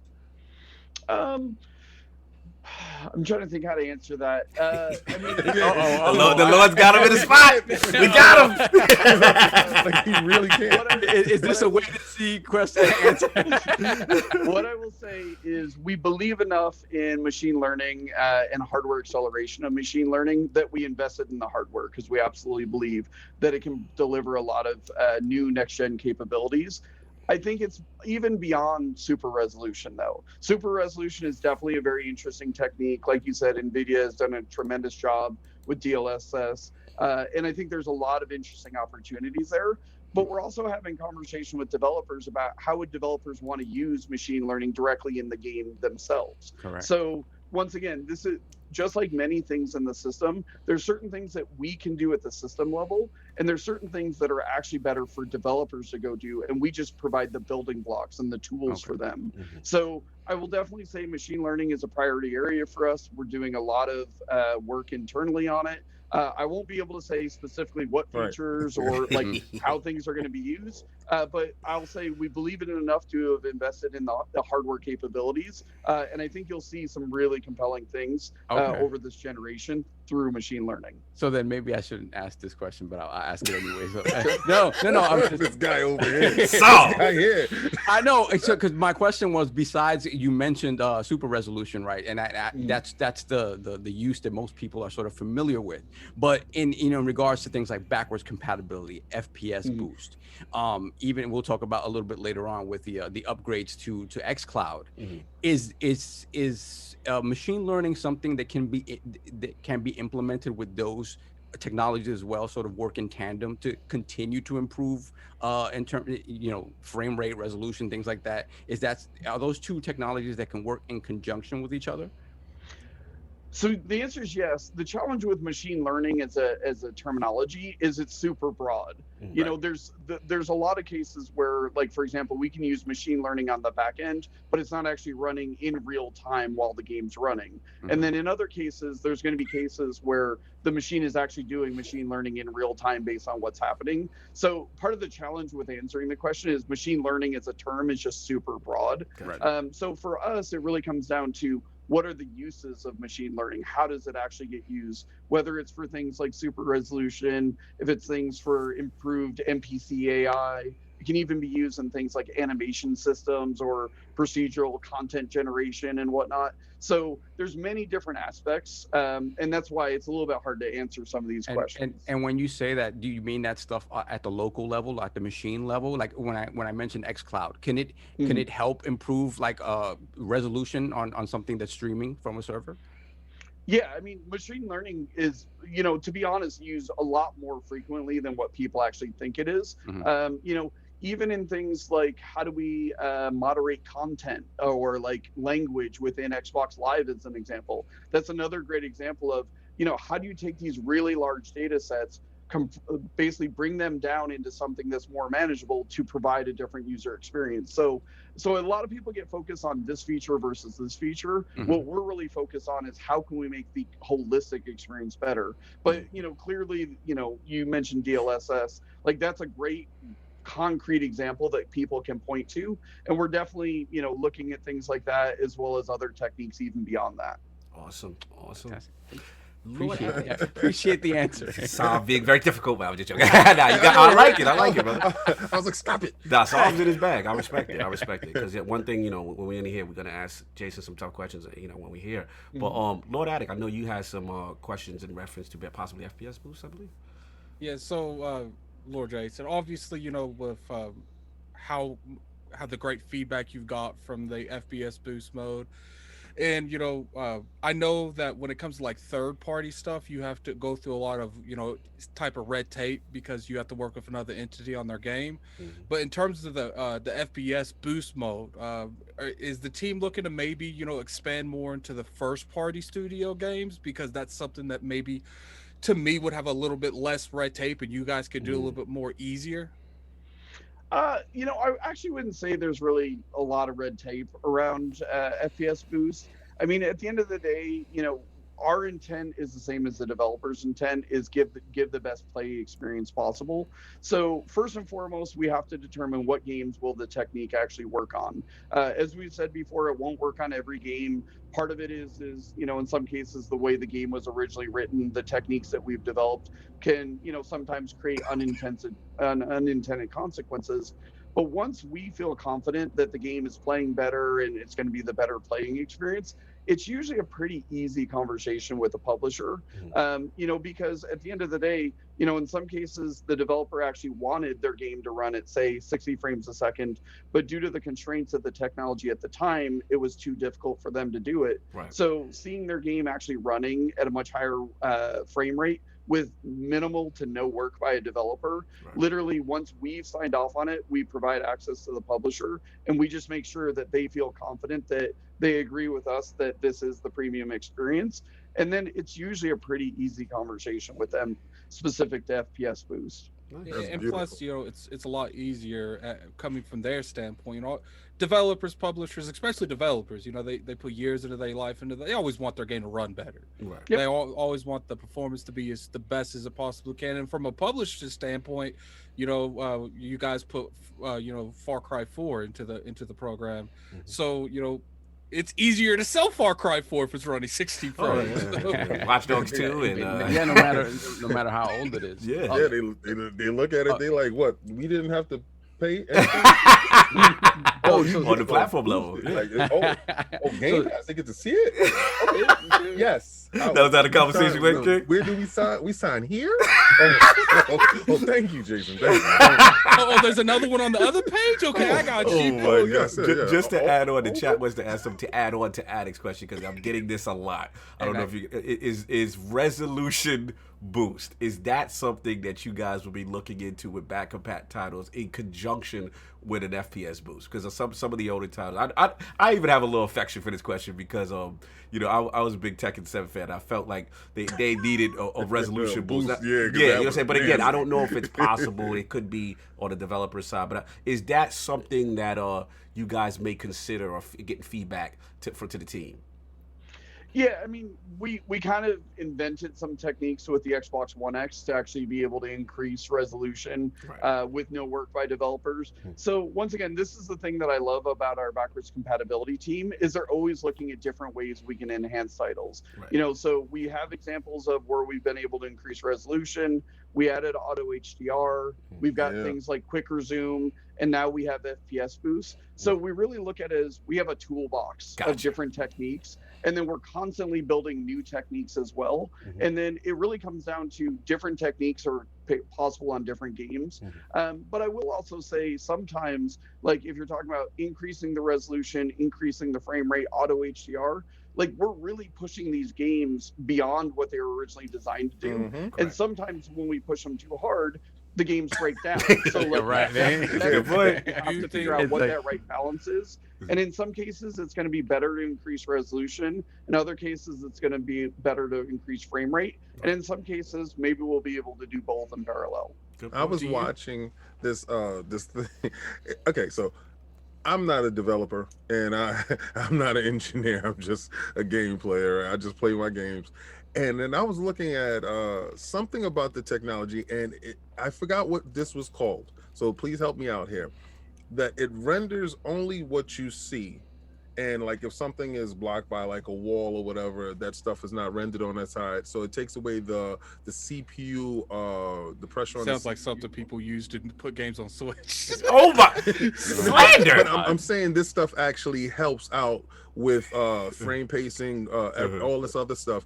What is that called again? That it renders only the stuff that you see, and it only CPU is bound, and the GPU is only bound by the stuff that you see, not like stuff behind you that you don't see. Does it have to worry about that? I forgot what that's called. Are you talking about occlusion or like culling? I think so. Chat is saying multiple things. Some people are saying sample feedback streaming. Some are saying mesh shaders. I think it's the mesh shaders. VR is it VRS? VRS. Some people are saying it. Yeah. Well, Go ahead, Jason. I'm sorry. Yeah, go ahead, Jason. Sorry. Yeah, no, I mean, the way you're describing it, it sounds like occlusion queries, which basically allows you to determine what you'd actually see, because it doesn't actually make sense to, if you're sitting in front of a wall and there's a tank behind the wall, right? Why render the tank if you're never actually going to see it? That right there, yes. But that's one of the foundations of just computer graphics and gaming. It's been around for a really long time, and even with that, there's many different techniques you can use to do occlusion and figure out what's actually going to be perceived by the camera. No doubt. The good thing, what I like about the practices and the tools that you guys are building is I feel like it can have a domino effect where in like 5 years developers are building games with these kind of tools in mind. Yeah, absolutely. And this is where, once again, that developer feedback is critically important, and it's across the entire system. Like hearing from audio engineers where they want obviously the audio to sound as best as they possibly can. So that's why we have a dedicated audio hardware block, so that they can offload all of that processing off of the CPU onto the audio block. And then the gameplay engineers can really focus on how do I leverage the CPU in the most efficient way? And that's where it's just like, when you think about the complexity of a modern game and how many different disciplines and how much different technology needs to come together, like, it's seriously like, game development is one of the most exciting industries, just because it's constantly pushing the boundaries in all these various areas. So to speak quickly to the excitement of it, right? I know when we had Bill Stillwell on before, and he talked about, you know, getting to back compat, especially, you know, with the Xbox One and the One X. What, you know, obviously before lockdown and people were forced to work from home, what was the mood like in the room day to day when you guys are sort of doing this witchcraft and figuring this stuff out? Because I can imagine, you know, you guys are all professionals. You guys are all, you know, sort of trained in this stuff and working on it. Is there an excitement when you have a breakthrough and people are like, oh my God, I can't believe this worked? Like, is that the tone in the room? Like, you guys like just giddy with happiness when something works that you never thought in a million years would work? Or is it just like, you know, business as usual, on to the next thing? You have one of those questions where you ask, totally get excited, like, we geek out as well. You know, because that's the thing, is these are really hard problems, and to really be able to see, you know, things that we didn't even think was possible is super exciting. So, you know, whether, you know, I've said this before in other interviews, you know, one of my favorite things is when I'm working and in a meeting and I'll get an instant message from somebody on the team saying, hey, we have this really awesome thing, or we finally got this working, and I'm like, show me, I want to check it out, I want to see it. And then as soon as we see it, you know, that's then all of a sudden we start talking about, okay, what are the implications of this? You know, if it's something in back compat, how many games could we actually apply this to? Or if it's some new technology where it's like, you know, like, so one of my previous roles in TeamXbox, I used to lead the advanced technology group. So we did two things in there. One, we were on the bleeding edge of technology. Like, we were one of the teams that did the very first implementations of HDR ever on the Xbox One S. And like, I had never seen an HDR TV. I didn't really understand how transformative it would be. I didn't know how hard it would be for a developer to implement or to calibrate their content. And the team walked me through a whole series of demos. And then once we really understood what the opportunity was, then what we did is we looked at the portfolio of games, and it's like, what games will really benefit from this? And, you know, in that case, like, we partnered really closely with the coalition, and Gears 4 was one of the first games to really have an exceptional HDR implementation. And then we could use that and then educate the rest of the industry. And now, once again, people are continuing to push those boundaries. So we seriously geek out on it. I love when a developer comes to us and says, here's what I want to do. I have no idea how to actually do it. And then we go off and we're like, okay, let's try to figure out how do we do this. And just, it's that collaboration that really makes these games awesome. So let me ask you one more geeky question. I got one. Have you ever done something and they didn't know how to do it? Like, they text you and say, we got it done. And you was like, okay, show me. I don't know how. It just happened. It just happened. Magic. It's like one of those conversations you had. Gotten harder.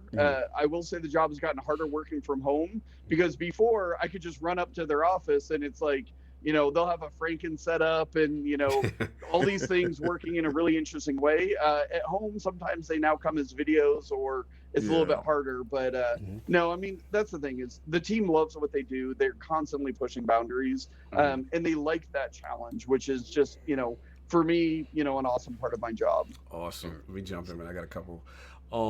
In my opinion, you know, Quick Resume to me is the game changer. And, you know, in my opinion, it's one of the greatest innovations you guys have done for next gen. My PC doesn't even do it. You know, it's one of those situations where, as a game player, I'm able to now finish 4 to 5 games because I can do a system update, power the system off, and all these games are still in the state that I left them in, right? So, you know, my question to you is two-part, is, was the origin of this innovation simply because there was more extra horsepower under the hood that was available resource-wise? And then the second thing is, are we going to get to that point where we have maybe a individual queue that we can manage and say, okay, these are the games that are in the quick resume state, whether it be full-fledged titles or you know, back compat, and okay, you know what, I'm not playing this game, you know, that much anymore, so maybe I can take this out the queue, so to speak, from a visual standpoint. You know, are we going to get to that? So I just wanted to ask you those two questions in reference to quick resume. Sure. So quick resume's really the combination of what the next gen hardware provides and the unique operating system design that we have. One, like quick resume would not be possible without both of those. Right. So, you know, with Xbox One, we had the ability to kind of like, you know, have the game running in the background. You could pop up, you know, Netflix, YouTube, or whatnot, but we couldn't actually save the game state out fast enough without like negatively impacting that player experience. But that's really empowered by the operating system design that we have, because we actually run multiple operating systems in parallel, and the new Xbox Velocity architecture with the CPU performance, with the SSD performance, with things like direct storage. So like that's a great example of the integration of hardware and software together to deliver an experience we've never been able to deliver before.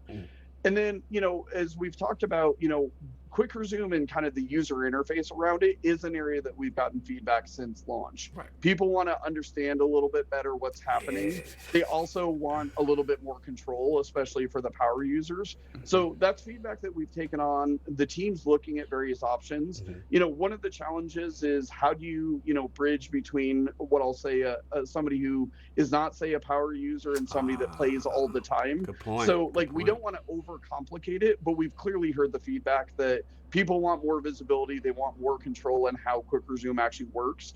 So we're actively working through various designs, and we'll probably have some stuff to share later this year.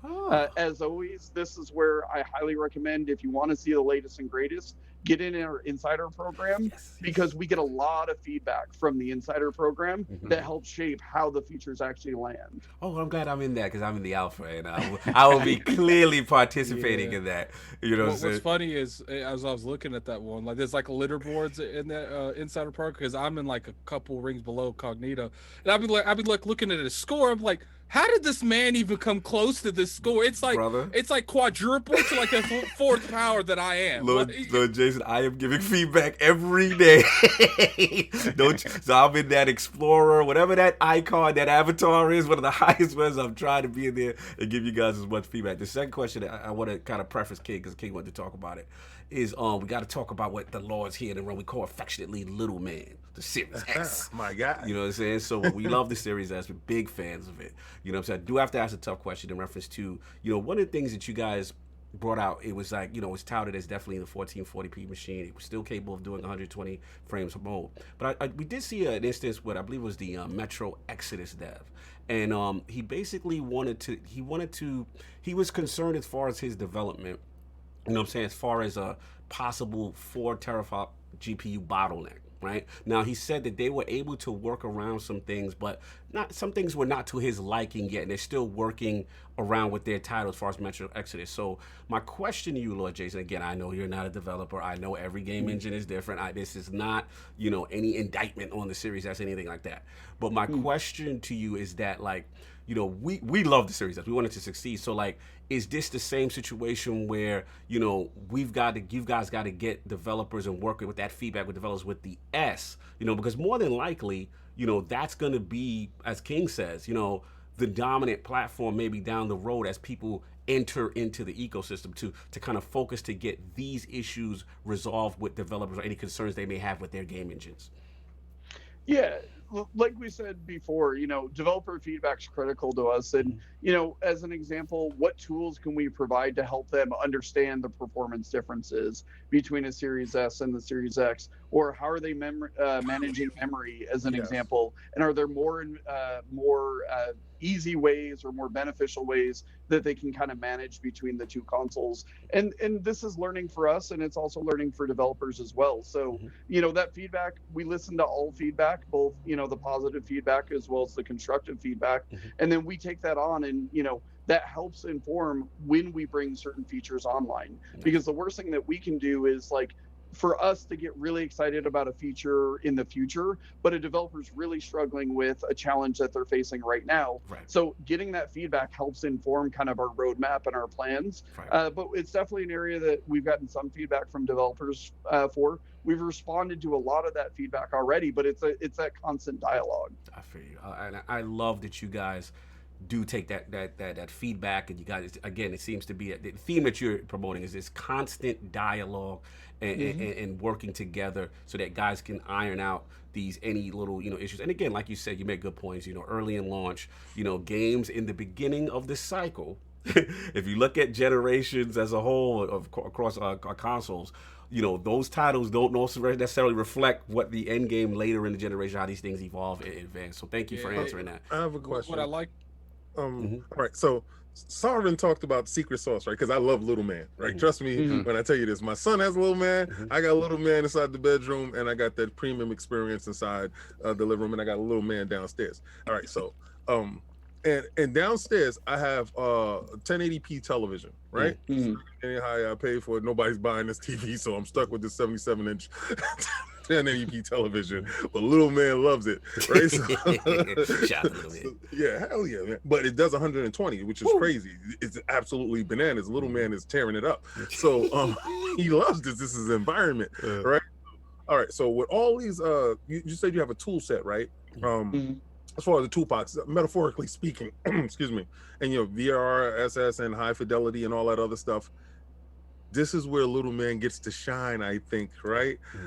Because all that stuff is available to the Series X, and they can do 4K packages as far as textures go and stuff like that without really constraining.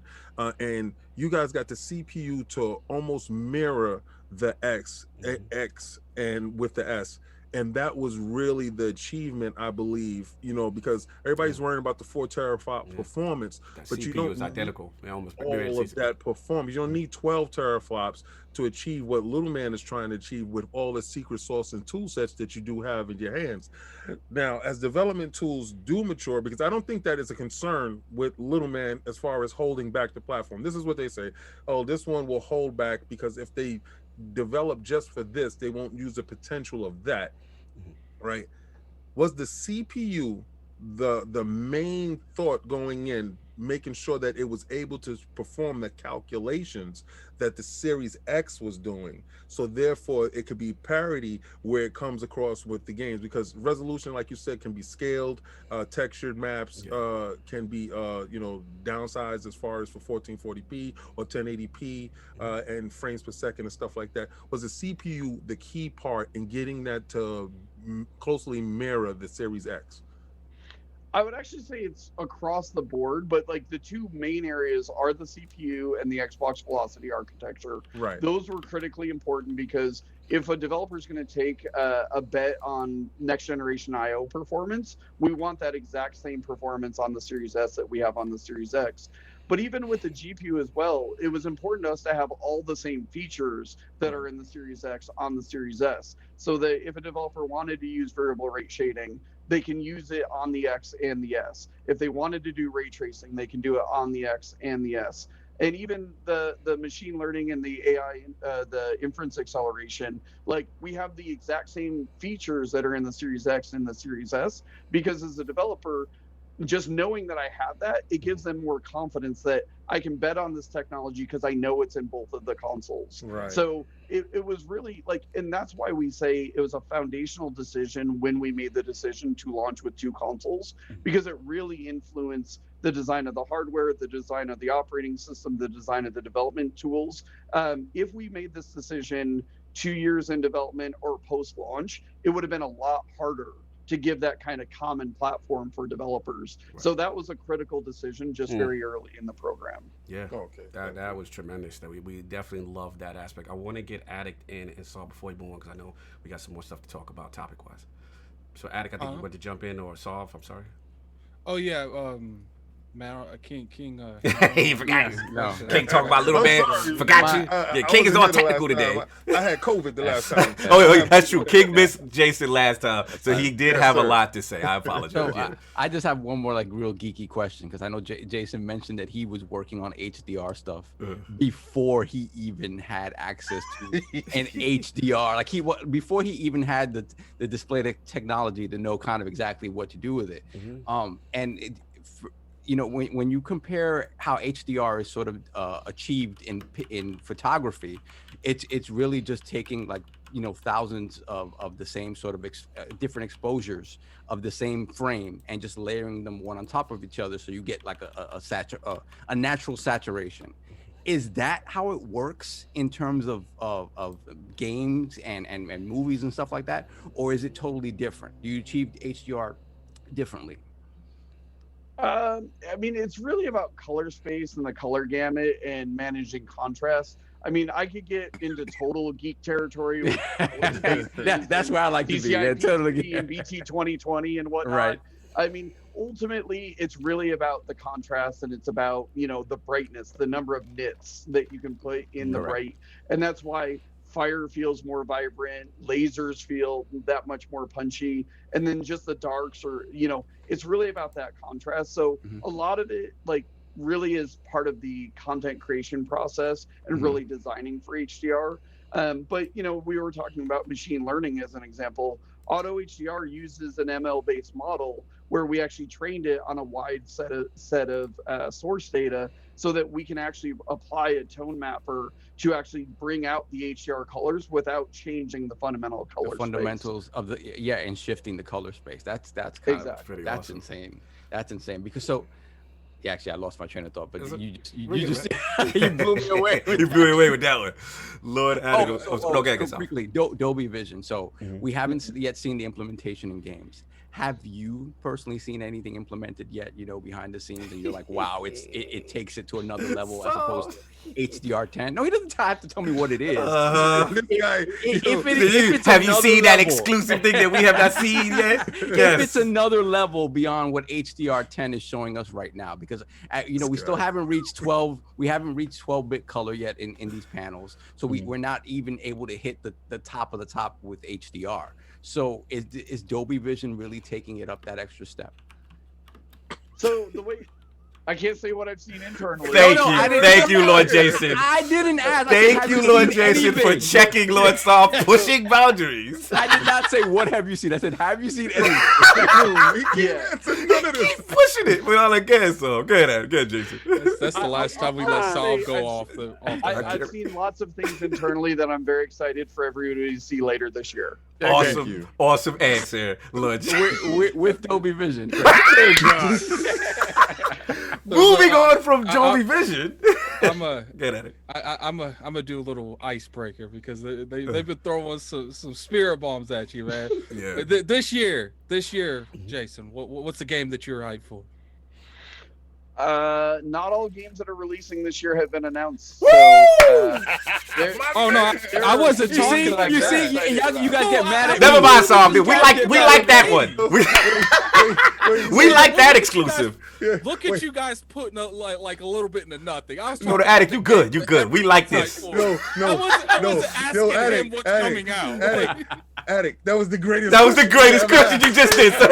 And the fact that he answered it like that, you see, this is what happens when I butter him up first. And this is what happens. We turned on Saul quick. This is beautiful. This is beautiful.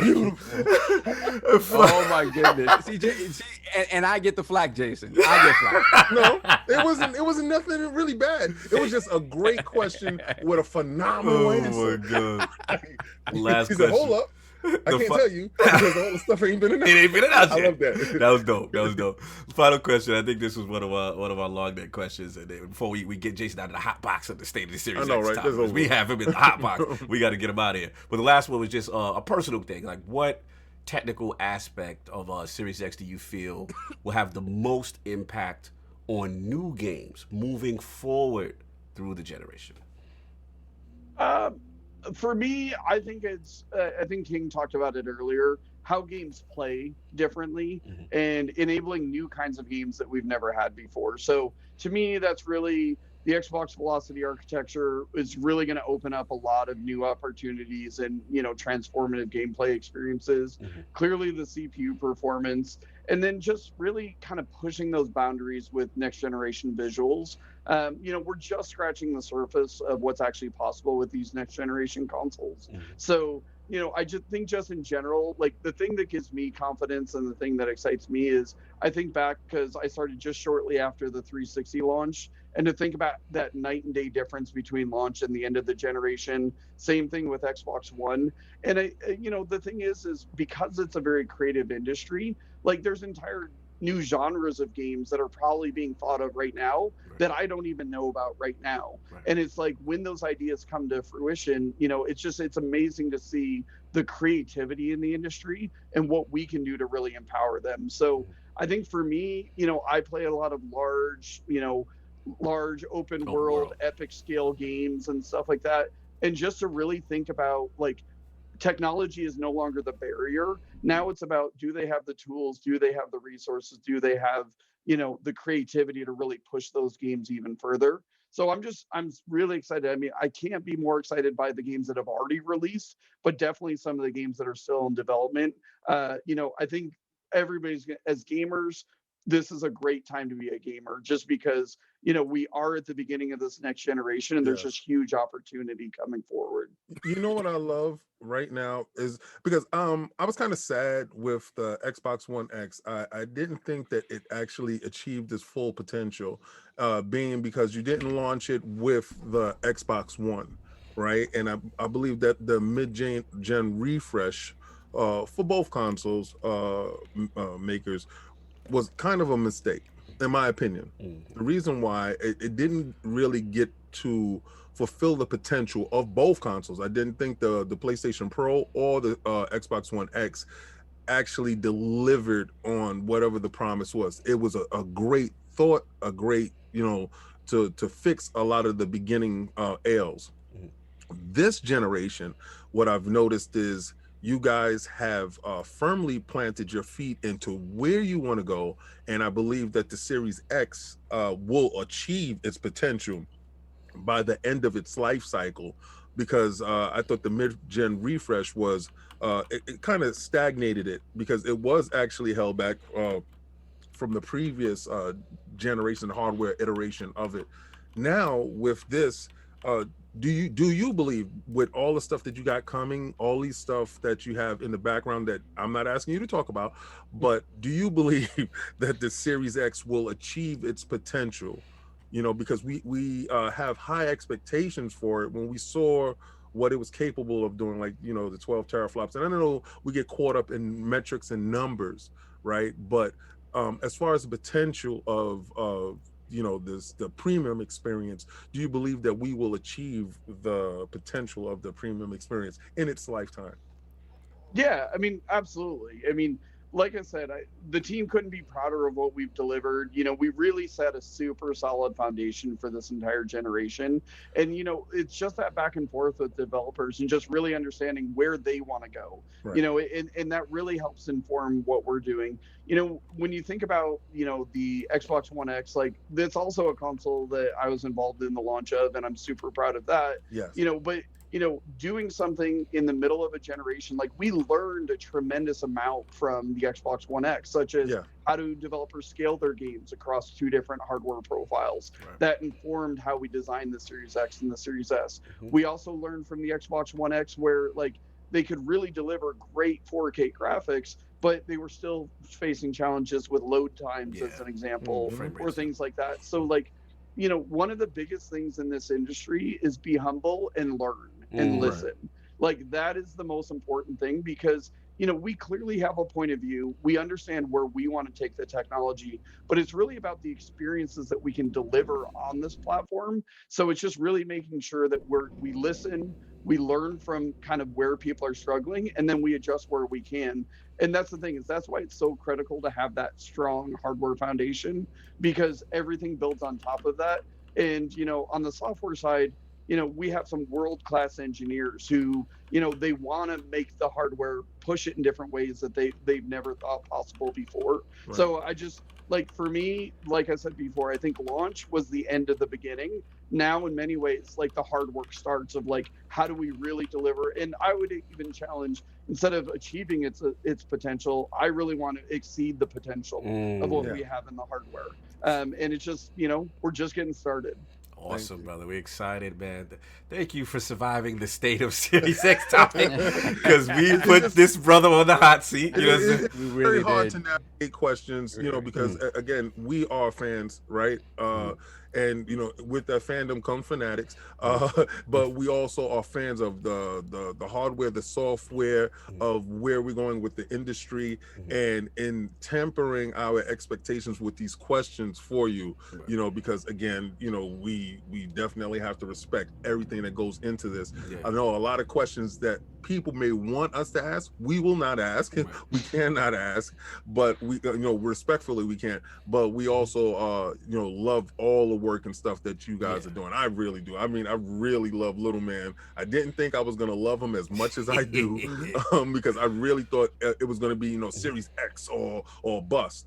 And when I was online, I had a chance to get both Series X's at the same time, but I gave up one of my Series X's to a kid that was online, and his mother put him online. I was with my girl at the time, watching, you know, over the kid until he was able to get his spot in line, and I gave him my X, and I took the S because he would have, you know, just got the S, and I was like, whatever, you know, I'll just hold on. Like, to I got S. 6 in the car, we're fine.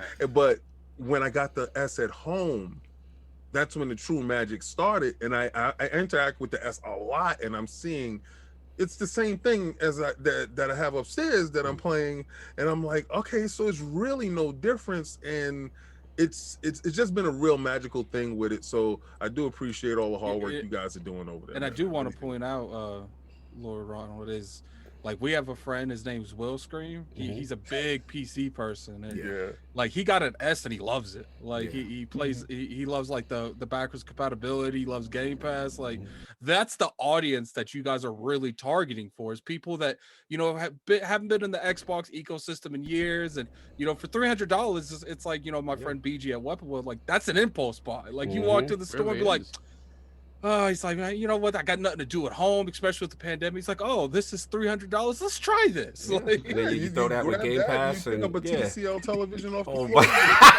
Moving on. All right, King doing too much. Moving on. Thank you, Lord Jason, for your. One thing we want to ask, thank you again for your transparency. You know what I'm saying, in reference to. Yeah, I don't think that's another thing that, you know, Microsoft's really transparent with everything that goes on in the company in terms of Xbox. Yeah, I think as a community, we're really appreciative that you guys are willing to talk to us and sit here with us 2 hours, because it's not. It's kind of like, you know, I don't know. In other aspects of the community, it's difficult to get anybody from other platforms to talk to us. Correct. So we thank you for that, because that really means a lot. Absolutely. Well, and I mean, I'll reflect that back on you guys as well. Like, I appreciate you guys having us on, and, you know, as much as we joke about hard questions or whatnot, the feedback from the community makes us better. You know, so like, we really appreciate it. You know, we appreciate the support. You guys are really the ones who enable us to do what we love and work in this industry that we love. So, you know, keep the feedback coming. We're constantly listening. You know, even in this conversation, I can't answer every question, but trust me, we hear all the feedback. You know, Cog, you mentioned you provide a lot of feedback on the Insider program. We look at that feedback every single day. And the team really takes it to heart. So, you know, I appreciate the positivity. I appreciate the constructive feedback, because it makes us better. That's awesome, man. When, you know, that was the biggest, that was one of the big, you know, pillars that, you know, me and Cognito, King and Solve, we built this because we wanted a place where it was developer friendly, because I feel like a lot of the times people like you looking at developers like a figure, like they don't exist, they just make the games, and they don't respect them as human beings. And we wanted to bring that back. It's like, look, like, you know, regardless how you feel about anything, about a game, about a platform, about, you know, anything, it's like, at the end of the day, these are human beings making these, and they're people too. Yeah, absolutely, and that's the thing we got to remember. Now, Solve, King, I just want to out of respect for you two. As far as the xCloud and the mesh shaders, do you want to just do quick hitter and then we roll out, or I'll leave that up to you two. Those are your two topics. Absolutely. Yeah, we could do that. In respect of Lord Jason, if he has still some time just for those final two quick hitters. All right, cool. All right, so awesome. I've noticed that Microsoft have done the rollout on the what the HoloLens has turned into with the Microsoft Mesh, and the implementations across the boards. Like I said, the two-prong approach. I see the VR is being married with it as well. That it's versatile. Like we thought it was just like a one-trick pony, but no, I've noticed that now you can interact with a VR headset, with a controller, with all over. Everything is all inclusive, and you can be in two places at one time as far as your hollow self, like your hologram, in doing this broad how can I say this broad spectrum of versatility with it when it comes into certain parts of the industry. My main question is, will those implementations be brought to the gaming space? And just to, before you answer, Jason, just to set it up, because King educated me on this. I didn't even know about Microsoft. When he said Microsoft Mesh, I was thinking, oh, we're gonna talk about Mesh shaders. He was like, no, and he laughed at me. So I'm like, what is he talking about? And then I just saw it, and I just wanted, the thing that was pretty jaw-dropping about it was like almost like this hologram technology, 3D capture technology, creating a hologram of each person, and I think you guys call it holo teleportation. And then it's all running on top of Azure. And to King's point, which I saw, it was kind of like, I would say like a makeshift demo, like a proof of concept, which was, I don't know if you've seen this, it's just crazy, where like it was, they were doing like Pokemon Go, like this mixed reality kind of thing. And again, which showed that there was a potential for aspiration in the game space. So I just want to know, I don't know how much you've either worked with those teams or seen that team at Microsoft, and what's your thought process on it, Jason? Because Lord King educated me on this. I had no idea about this. Yeah, I think that's a great example, like I was talking about with Microsoft Research. You know, one of the benefits that we have in a company of this size is we can learn from other divisions and we can share technology with them. So the HoloLens team, it's a team that I meet with semi-frequently to kind of understand where they're pushing the technology. And then, like I said before, we're always thinking about, okay, how would we apply this to games? You know, you mentioned like a Pokemon Go. I need like my Yu-Gi-Oh game, man. I need my Yu-Gi-Oh game. Continue, Jason. You know, like there's examples of, you know, this notion of spatial anchors and presence, like knowing where you are in the physical world. So, you know, nothing to announce now, but definitely something that we keep tabs on. And when the technology is ready, or if we can come up with a compelling experience around it, you know, that's one of the benefits that we have in a company of this size. Dude, it looks awesome. You know, I'm definitely a fan of the augmented reality stuff. I'm sorry, go ahead, Sauce. No. Just quickly on the dev side of it, not the actual final applications that a consumer would see, but on the dev side, because you mean my Yu-Gi-Oh game? Yeah, exactly, a Yu-Gi-Oh game. But don't hate on me because I want to see Blue Eyes in all its glory. But because of the people working from home, has this been implemented in any way to sort of facilitate development across the board, whether it be on the gaming side or the app side? Has this been utilized internally to sort of make things easier? The Microsoft Mesh technology? No, I mean, right now it's still super early. It's still, you know, they're still figuring out exactly how to make everything work and whatnot. So I think it's too early to kind of have that impact. Could it end up there? Absolutely. But, you know, the important thing, like we talked about earlier, is like, when is the right time to engage in some of this? And it's, you know, sometimes the technology needs to mature a little bit more. In other cases, you know, hey, it's a good idea in concept, but then when you actually try to do it, it doesn't land as well. So I think it's just definitely something that we're continuing to collaborate with them on and learn from. But, you know, nothing to announce yet. Soft thinks you're all in the house with HoloLens. No, but the thing is, but no, it's you're only thinking about HoloLens, right? But look at everything else. Look at everything else that it includes, right? It includes it's beautiful. Phone, includes a tablet, includes other headsets. So HoloLens is probably the highest end version of what but I also saw they had avatars of people that had VR on. That was cool. It was, and it was all interacting in the same spatial, like you said, spatial awareness. You know, like grounded into this area. It was just amazing to me, and I thought the technology was insane. I love how Microsoft is just going. It's looking to be ubiquitous across so many different avenues of sort of providing content is kind of crazy. Like you look at Game Pass, you look at xCloud, you look at this, and it's like there's nowhere that they're not. Like And let me transition you to this, the final one, because we got to respect Jason's time. Solve, transition right into what you just said. You know what I'm saying? Well, again, this them pushing themselves out, and the rumor, right? Of Oh, here I go. Here again. you go again, breaking NDAs and getting Jason in trouble. But anyway, go for it. So Jason, there is an article that I found on 9 to 5 Google. That was talking about shout out to them. I don't know who they are, but you know, shout out to Windows Central as well. Shout out to Windows Central as well. Caught it. Yeah. They talked about possibly the beginnings of sort of moving away from the 720p blades that are in xCloud and moving towards integrating Series X into the back end of xCloud servers, and then moving up that actual resolution to 1080p.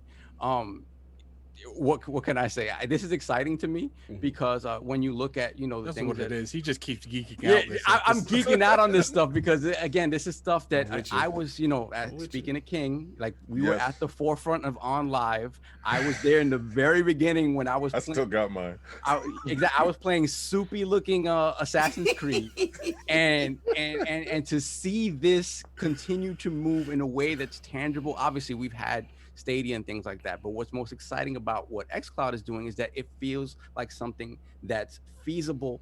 The way you guys, it's presented as a choice, so it's not forcing people to utilize it. And in doing that, it gives you guys the opportunity to grow the technology at your pace, and just to see it at 1080p and running at 60 frames per second.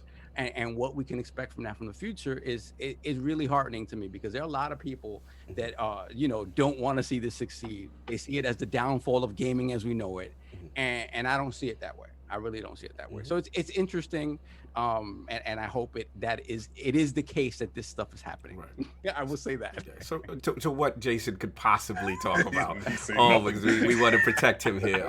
I agree with Solve. It definitely excites me. I believe what Solve is saying is true as far as market penetration for screens and different devices, and I think the cool thing is us being one of the first to kind of test the technology, King, when we were at E3 and seeing streaming from a data center 400 miles away, insane and the lack of the latency, and it just felt beautiful in our hand. But one thing that your competitor did, which is, now they're kind of getting out of the game, which they did, which is, having it on PC and having it, I'm just thinking about now having it on TV screens where you need a little bit higher fidelity. You can kind of get away with that on a smaller screen. But now, we've seen that you guys have now almost appear to be in the testing phases for certain groups to test out this technology at these higher resolutions. And I think that's going to attract, in my opinion, more people to now put xCloud and streaming in their home, their PC, on maybe a television app. I know you guys have to deal with Samsung and stuff like that. I just think of the possibilities and things that you said earlier about there are some gamers who will never buy a console in certain regions and things of that nature. So now for them to have this access, whether it's mobile and all these different screens, and even the Apple thing that you guys were able to get over by now implementing it in a browser, right? So again, what you can speak to, this kind of stuff excites us. So I just, the floor is yours in reference to, xCloud streaming and potential, improvements. Yeah, and I think you guys covered it well. I mean, for us, it's exciting. I'm really excited by what the xCloud team's doing. And I think it's, when we designed the Series X and the Series S, we thought about the cloud in mind. And I think for us, where a lot of the dialogue kind of gets messed up online is it's an either or and it's or. Right. It's and. In some cases, for me as a gamer, back when I could travel and I was traveling around meeting developers all around the world, I would travel with people that would bring a console with them, and so to be able to not have to do that and to be able to just play on your laptop and just pick up and play exactly where you started and stuff like that, that provides a lot of new opportunity. And then there's a whole other series of gamers who maybe would never actually buy a console. So it's how do we welcome more people into the ecosystem? And that could be on a phone, it could be on a PC via a browser. So we're really excited by where the cloud's going. And I will definitely say we see the cloud as part of our ecosystem as we're moving forward. And I think as a platform designer and as a platform developer, it's how do I make that as easy as possible for a developer? And that's why you're seeing as many games as we have already up and running in xCloud. And then the technology is just going to continue to get better and better. Just like we're talking about the feedback that we get on the console side, we get the same feedback on the PC, and we also get feedback from both players and developers on xCloud. And that feedback helps define our roadmap on where we go. So I think we're all in on the cloud. I think we're excited by the cloud. It's an and, it's not an or. Nice point. I'm glad you said that, because again, like Sav said, there was this fear, oh, it's gonna take over, and we're, that kind of thing. But the reality, it's an option, it's an and that's giving you more options and more. And it just becomes more and more compelling as again, like if you give somebody on live and it looks the way it looks, it's not compelling. When you give them something that's comparable to their television at home and it's actually working in that fashion, now you have a very compelling argument. How I feel and what I'm hearing, what Jason is explaining, and this is what I love the most. Like he said, it's an and. Right. If you have Game Pass Ultimate, you can, have the app, and you could be standing in the bank or at the doctor's office. I use it at the doctor's office all the time. Wherever, and you can still game. You don't have to. And I've done this. I was in a conversation with my friends online in a chat, and then I was able to take that same conversation when I jumped into the car and just jumped on the app. Now, extending from the Xbox Live aspect of it, when I was at the dentist, I'm sitting there and I was playing Destiny, trying to get it through this one part, and I'm like, I can do that from here. I didn't like the controls. So what I did was I went to the Xbox store and I ordered the Razer. Got that Kishi, baby. Yes. So it turned it into an actual portable situation. So like you were saying, a lot of you guys are going on trips or going to conferences or, going away from home on your travels, and you would throw your console in your bag. Thank God for little man, he's smaller. But now all I have to do is like just take my attachment from my phone. And then you have and then you have again the addition of now the PCs, the PC stuff coming down the pipeline, where if you don't want to use over the air internet, you can have a wired connection.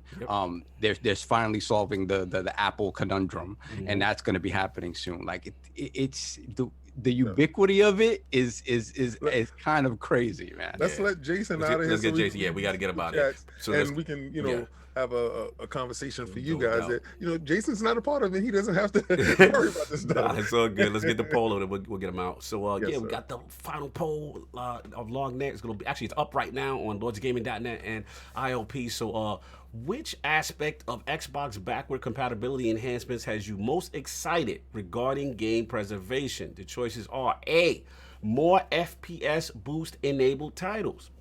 B, more resolution-based increases with optimization. C, adding more highly requested games to the program. Or D, I don't care until all those Bethesda games are added. Wink, wink. That's my guy. Shout out to Lord JasonRonald of the platform team of Team Xbox, rocked out with us entirely, gaming history, and on the hot seat with our new State of the Series program. An honor to have you back in the realm, sir. Tremendous insight. You dropped a lot of knowledge again, and we want to thank you for the transparency. Where can the fine people find you? What else you got going on that you may want to talk to the realm about? So I think most people know, but you can find me on Twitter at JRonald. I try to respond when I can, answer any questions that people have. Can't answer all the questions, but I do my best where I can. And to be honest, I just want to say thank you to you guys again. Really appreciate you guys having me on. Appreciate everything that you guys do for the community. Yes. And please don't hesitate to keep that feedback coming to us, because it really matters to us, and it really does influence where we go. So just thank you guys very much. Appreciate you, man. And Thank again, you. one thing about Xbox that I got to say to you guys is the transparency. You know, a lot of people, you know, don't realize, you know, a lot of these people, these game creators in the industry that we love and stuff like that, and it's no disrespect to anybody, it's rare that you can touch them. It's rare that you can have this kind of dialogue, and we really appreciate that about Xbox. We appreciate that about you, the entire team, all you guys, because you guys don't have to do that. You know what I'm saying? So salute to the team. Keep up the good work. We appreciate the taking the constructive criticism as well, you know, and we look forward to more updates and things of that nature. Lord Addict and Lord Solve, Lord King, anything you want to say to Lord Jason before he heads out? Yeah, you guys go ahead. I'll finish out. I just want to say, you know, we started this podcast. You know, we've been going along. You know, it's people like you guys. It's people like Bill Stillwell. It's people like, you know, in the industry. You guys come on our platform. You give us, you know, you give us your time, which bottom of my heart, I appreciate every one of our industry guys for their time, because, you know, you guys help elevate us to another level to where, you know, we can get more voices. Facts. We can be a bigger influencer, and, you know, we could spread, you know, the ILP theme that we've built from the ground up because of people like you. And I want to thank you for that. Absolutely. JasonRonald. Absolutely. Lord Solve. I just wanted to once again, like, thank you so much for joining us, because I think Attic couldn't put it better. Like, the fact that you guys are willing to talk to us and have these conversations with your fans means a lot. Means a lot in terms of where we're happy to spend our dollars and spend our time gaming. So it's absolutely amazing that you guys do this, and I look forward to having you on more times. Really quickly, I just wanted to read a couple of super chats that directly address you. I'll do that before you go. Okay.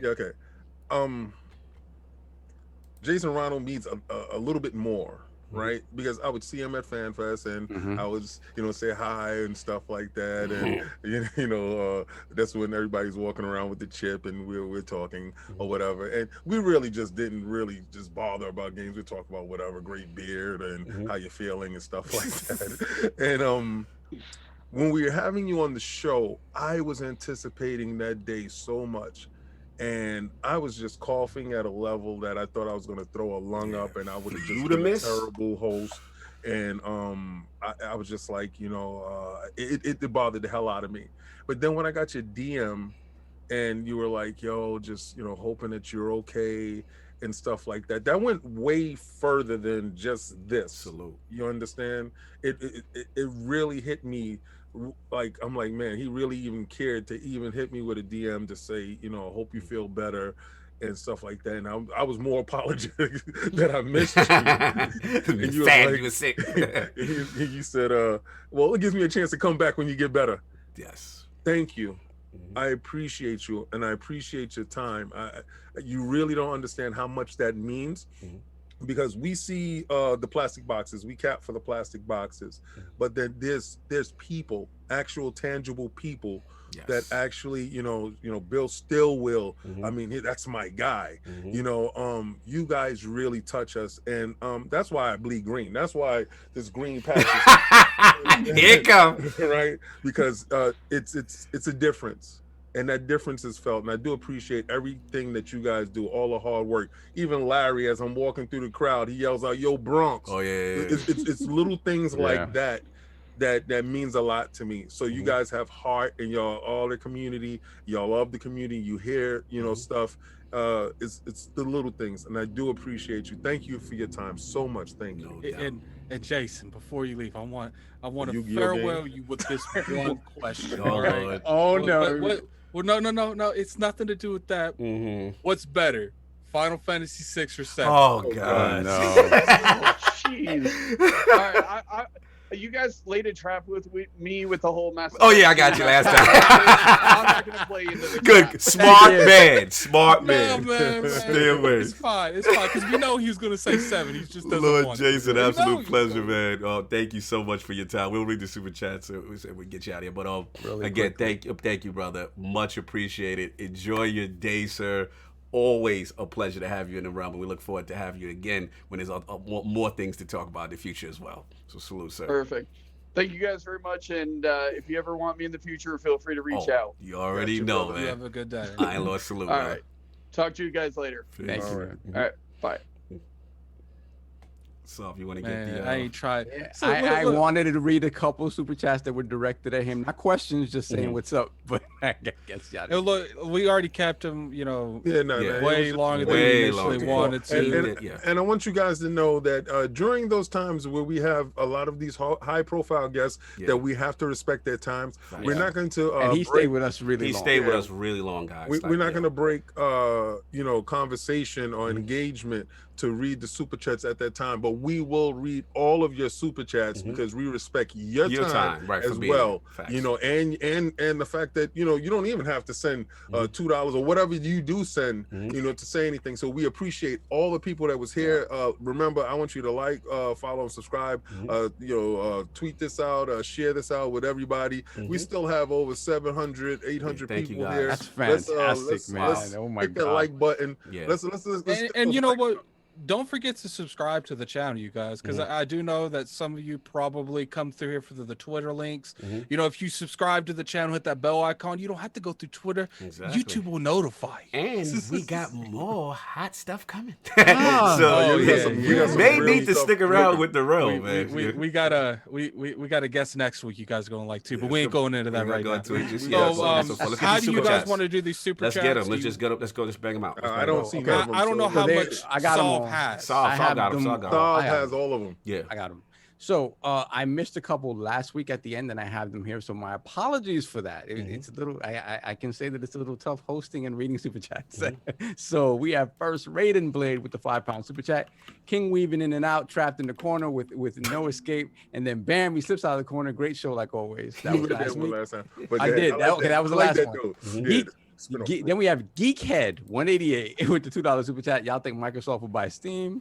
Then we have Synodex with the $2 super chat. Shout out to Blaze, one of the best in the community. Salute.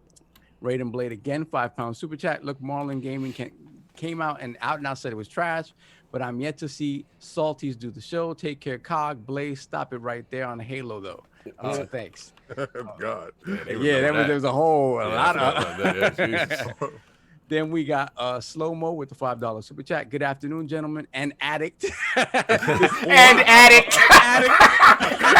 Like Addict is He's something else. Wow. That's fine, Slow. That- That's fine because I've already in my mind banished you to the shadow realm. So that was the first one from today that All right, let's that get into got. this. I know I saw a lot For- of hot ones. For Jason, can he speak on the issues the Xbox Series controllers and issues with instant on the console? So I guess he addressed some of that, Yeah. and I guess they're working on That's that. not the first that one. controller stuff is getting fixed. I got. I think you Trust missed a me. couple. With my feedback, I've been putting Yeah. that in there.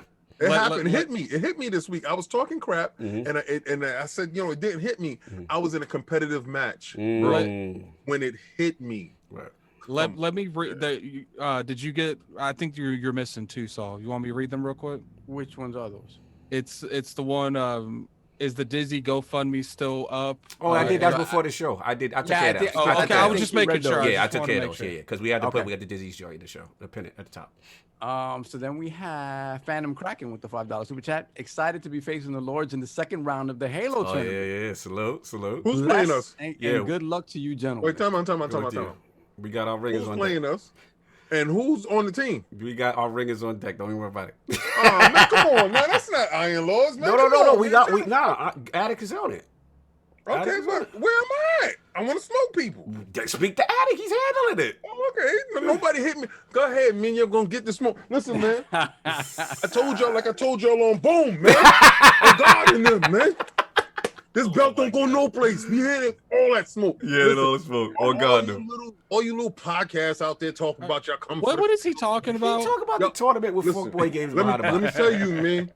This belt go no place. You gonna get all these hands, and Dizzy gonna get that money. I'm telling you right now, man.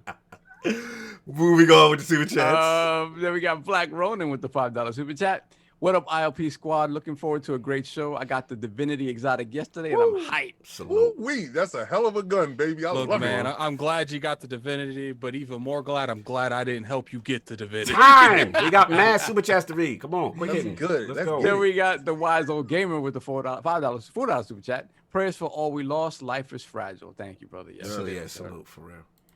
Then we have Shane Tomlin with the £5 super chat. Tough week, guys. I didn't know Dizzy or Guru, but I'm sorry for your losses. Thanks for putting on a great show, and God bless you all. Thank you, sir. God Much bless you. appreciated. Bless. Thank you. Then we have the Darj Knight with the £5 super chat. Salute to my brothers. Thank you so much. Then we have Calvin Booth with the $5 super chat. See Jason rocking the new headset. Can't wait to Yeah, get he mine. came through with the exclusive. My joint is upstairs. Very nice. I'm waiting for my shipment. Love the show, guys, and take care. Salute. No doubt. Then we have Stormwalker 4, $10 super chat. Sending sincere condolences on the loss of Lord Dizzy. Salute. Kevin Wayne, Dizzy81, to the Lords, the realm, and his family from the fam at the RDX Discord. Thank you. Oh, man. salute. Thank you. Appreciate it. Then we have Emmanuel AI with the $5 super chat. Great beard and headset. Ha! When can we expect FPS boost for Lost Odyssey on Xbox Series XS and or Lost Odyssey 2? Oh my God. See, I'm glad we didn't read some Good of thing these. we didn't read that. Jesus. Yo, you know what I love? He said Lost Odyssey when Addict asked him what game he's anticipating this year, he said some of these games ain't better than that. You know what's like? I didn't Thanks mean to it. my buttering up. Thank you very much. The funny thing is, I didn't mean it like that. I meant like, what game is he anticipating? You guys try to take something out of nothing. No, we loved see, it. the thing. He took it that way. That was fine. See, the thing is, he heard exactly Oh, what he you was said. saying that the game he's excited for has Right. Yes. Nah, Yes. Exactly. That was the bar. That's the part clip. That's the Bethesda. You guys are in trouble. Oh my God. I'm gonna tell you this: if the man that has made the Series S and the Series X is telling you that the games that y'all anticipating that y'all heard about is not the game that he's looking for, King was waiting for him to leave so he could go ham on this. Of course, you know I gotta be reserved. I gotta stay reserved now, man. We got 108 Dragons TV with the $5 super chat.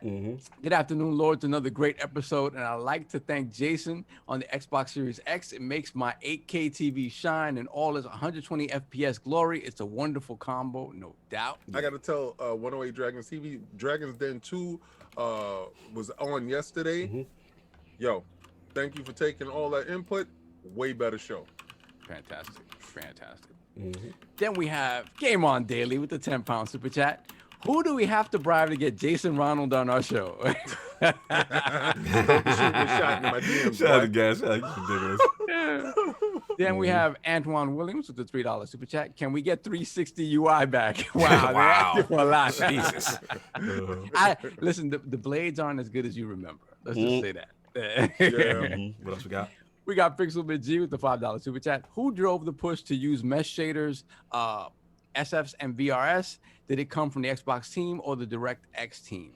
I think it's pretty much it's something that happened in conjunction. It can't be one or the other.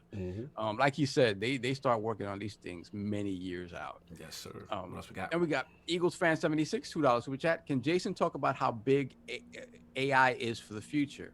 I think he talked about it at least in a roundabout way. Like it is huge. Pixelbit G, $2 super chat. It would be sick to get super resolution on back compat, and I addressed that as well. And we have, I haven't seen this name for a while, Vagabundo. Vagabundo. $10 super chat.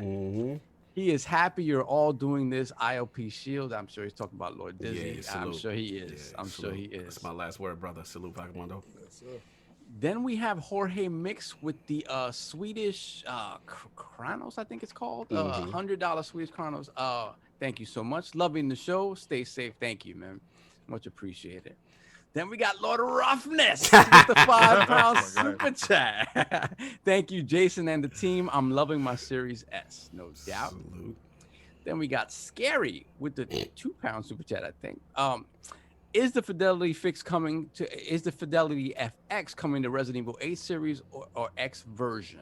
Yeah, again, he didn't confirm or deny that even exists. So yes. that is correct. Then we have Alex PSX with the $5 super chat. Addict has abandoned the TCL community. We are very sad to lose. Yeah, he got that KS 8000 now. Yeah, he's moving. He's in the Samsung family right now. What's the TCL? Oh Lord, moving Who on. that people? Captain Bougie. I don't even know what you guys are talking about. That's This is a my foreign guy. language to me. You guys might as well be speaking Japanese. I don't know what you're talking about. Bye.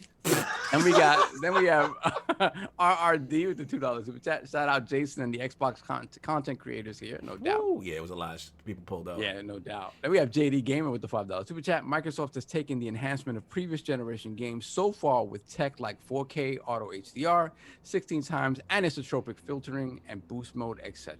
Yes, they have. Hey, what that PlayStation do? Oh, He was waiting the whole Good show time. for this. moving on. just do this crazy fast. Then we have Moving on. JD Gamer once again with the $10 super chat. Some of these games are as good as remasters and in some cases better. Do you ever see Microsoft adopting a tech that pushes the platform even further, like auto character remodeling and machine learning enhanced textures? I think that's all sort of in the pipeline, man. It's just a matter of when it's ready. And we got Paul Grant with the $5 super chat. Best interview of Jason ever. Thank you so much, guys. Thank you, sir. That was a Keep lot. great content coming, Lords. R.I.P. Dizzy. Yes, sir. Salute to our Lord, my brother. Yeah. Then we have Gaming Times Patrick, $5 super chat. Much love to ILP and the bearded wonder Jason Ronald. Yes. Loving the interview. Big thanks to Microsoft for communicating to the community. Yeah, that's salute. huge. Yeah, that's huge. Then we have Aaron with the $2 super chat. Further enhancing textures. Thank you, Jason Ronald. I cut that gem. You cut that. No doubt. Then we have Kid Smooth with the $5 super chat. Hello, Jason. Happy to see you here. Looking forward to more games getting FPS boost. Nice. Didn't they just drop a whole slew of games, some extra games this week? No, did yet. they? Not yet. It not was, yet. it was supposed to be. Oh, I think it was 4 more. Well, you Didn't mean Game Pass games? They had some some heavy hitters, but they haven't. it? had No, any more. I'm talking about Boost. Not yet. Nah, Not yet. you might be reading a Not yet. DM. that He you just wasn't said that. reading. He said, unless you got some exclusive information that you like. to share. Because I didn't see. That's what I was gonna ask him, but I didn't ask him that Yeah. because I didn't know. Yeah. Okay. Whatever. Yeah, I will be asking you when we get off the air. Well, Thank yeah, you. yeah. I believe it's 4, but I didn't know the names of the titles because I just Time. off of Twitter. God, come on, guys, we've been on this longer. We're trying to get out of here in a timely fashion today. We got bad chats, No, bro. we not. So we got Cheryl back with the $5 super chat. Shout out to the Iron Lords. Great show as always. Absolutely appreciate the transparency of the team at Xbox. Yes. Jason Ronald, thanks for everything you do. Yeah, he was tremendous. Fantastic. Yeah, man. Tremendous. Great guy. Then we And keep have- in mind, you guys, it's not just Jason Ronald that does this. There's Yes, a whole exactly. team behind it. Yes, Yeah. sir. he- I'm on my man Larry. Yeah, we got Yeah, got the options white for people to gloves. come to the show, man. I We love definitely push Larry. it. We You love guys, the discussion. you guys, I love Larry. Ain't no beef. Funny. My Then we guy, have- Larry.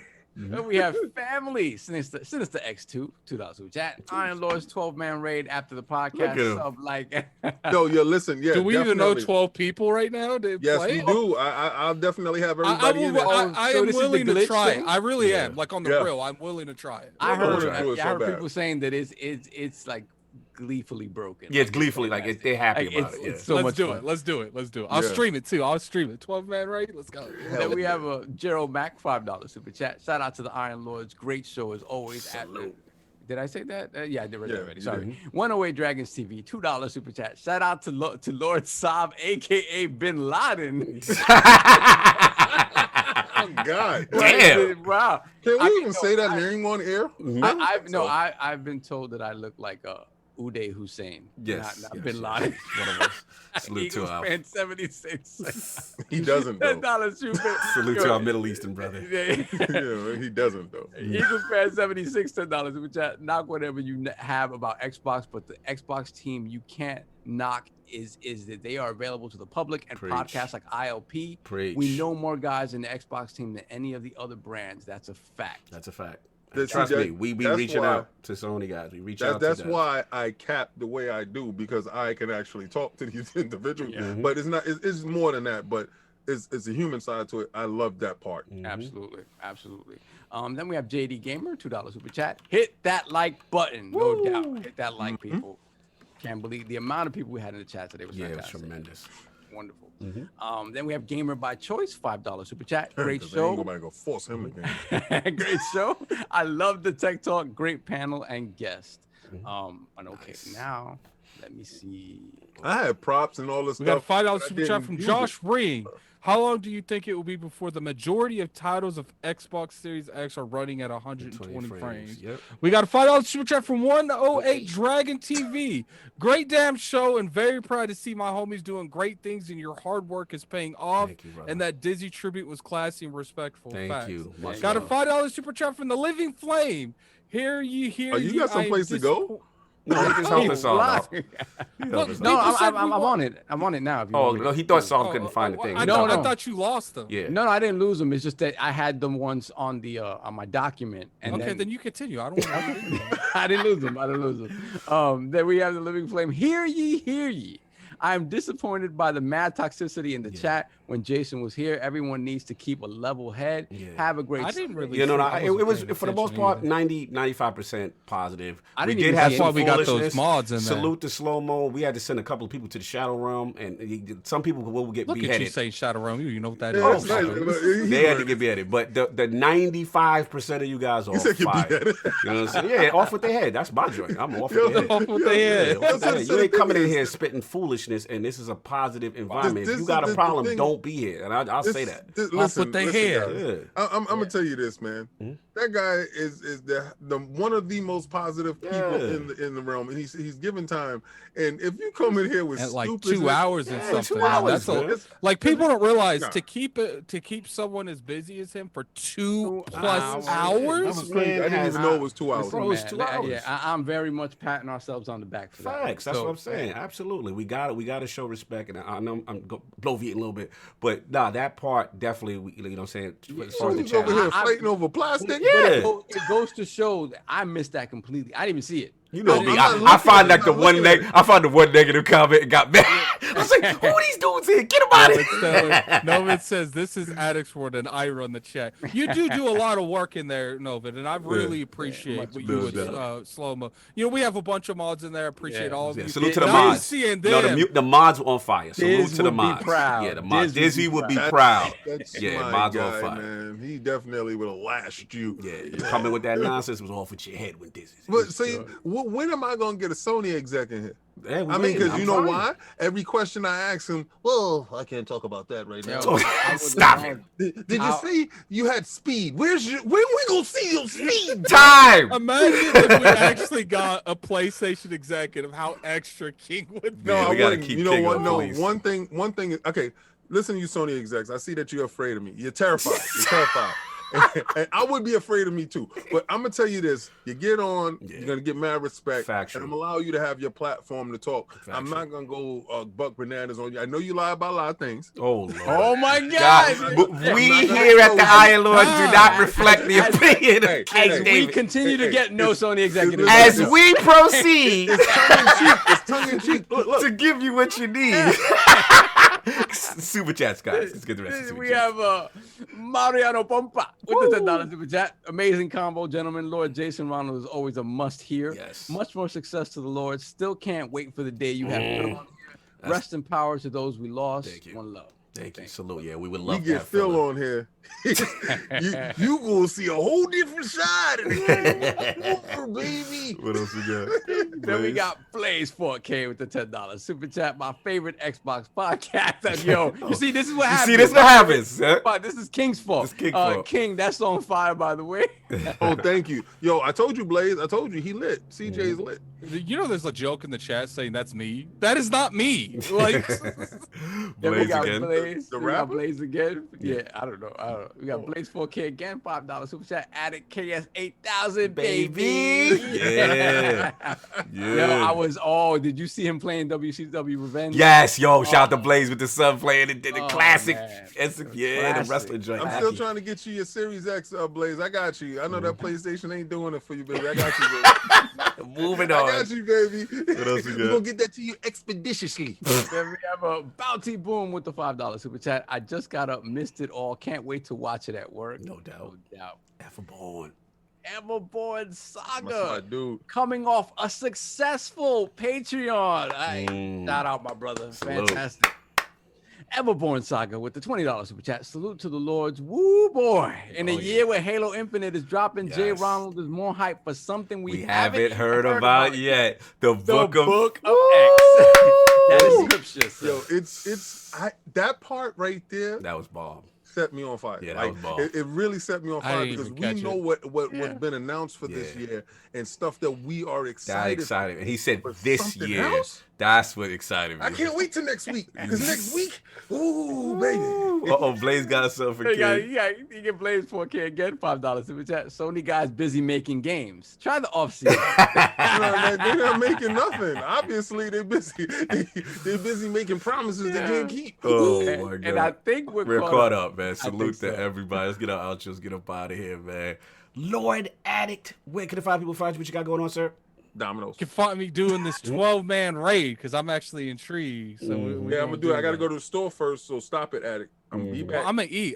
Let's do it like 6, 7. Eat, No doubt. relax, eat, relax. No doubt. Lord Sov.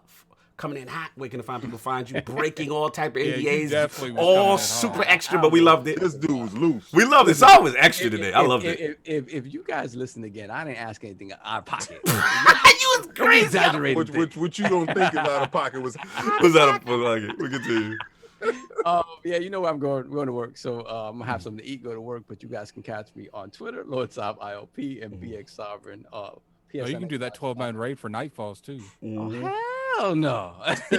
Come get the free loot. Get No the free doubt, loot. Get no the free doubt. loot. That's all y'all. That's all y'all. You already know. Lord King making up for extra time with all his comments today with the Lord Now, Jason. listen, man. I'm gonna talk to him. You clearly did. Oh yeah, I'm gonna- King had tech talk today. I'm like, Yeah, King got every day. tech talk. I'm like, how many No, topics listen. you got? I had more stuff, but I didn't know how long that we had them. I had a whole literally had a whole bunch of things what I was gonna do the two-prong approach because, like he said, Microsoft does things in advance, and I think Delilah said Sov was borderline. Yeah, for Delilah. real, She for said real. Sal was borderline for real, he for real. was. Yeah. He was sliding all over the place. He was I was not. extra. I was not. Slippery slope, brother. But we can't say that we give him just softball stuff. So that's one Yeah, thing about nah, us. it I got was to hard respect stuff. Sal for that. Pause.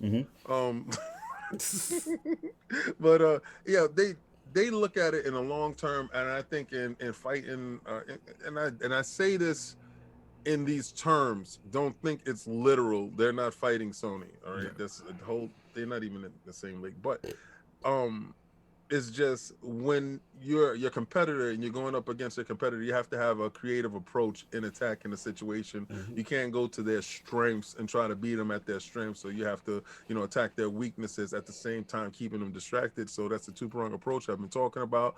And Little Man is definitely the ace in the bag. I don't care what anybody say. I think Little Man is the one that's going to win the war.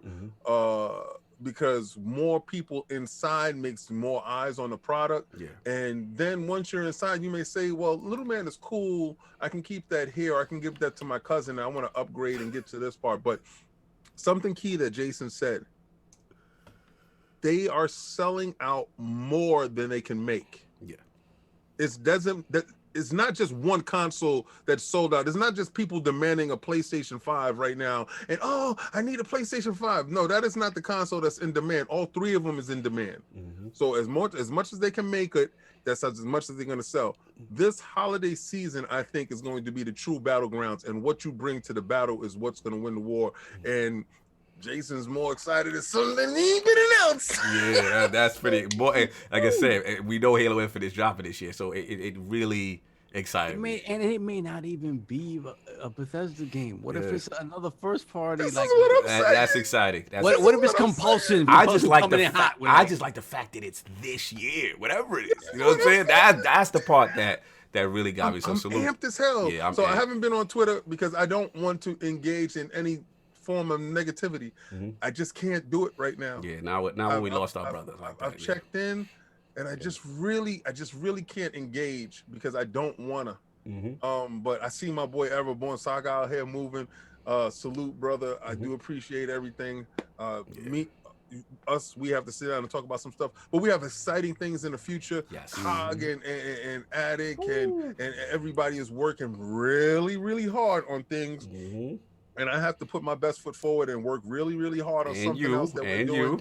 Yeah, we got some stuff that's cooking, man. I mean, some real groundbreaking, transformative things in this space.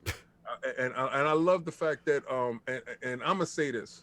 I pushed you guys to put your camera on. I'm pushing you guys in another direction too. Okay. So it's not you guys. Oh, I'm talking to YouTube guys. Oh, okay, I got you. Okay, you understand? Like we set the trends. Yeah. You know, y'all like the vernacular. Woo. Y'all like the visuals. Woo. I'm going to push y'all in a way that pause. Salute to you, King, because again, you know, without you, you know, a lot of your vision, I call you like AZ the visualizer, you know what I'm saying? It's because you definitely got us out of our comfort zone and helped inspire us to greater heights. Even with the, you know what I'm saying, the drip to the visual, you know what I'm saying?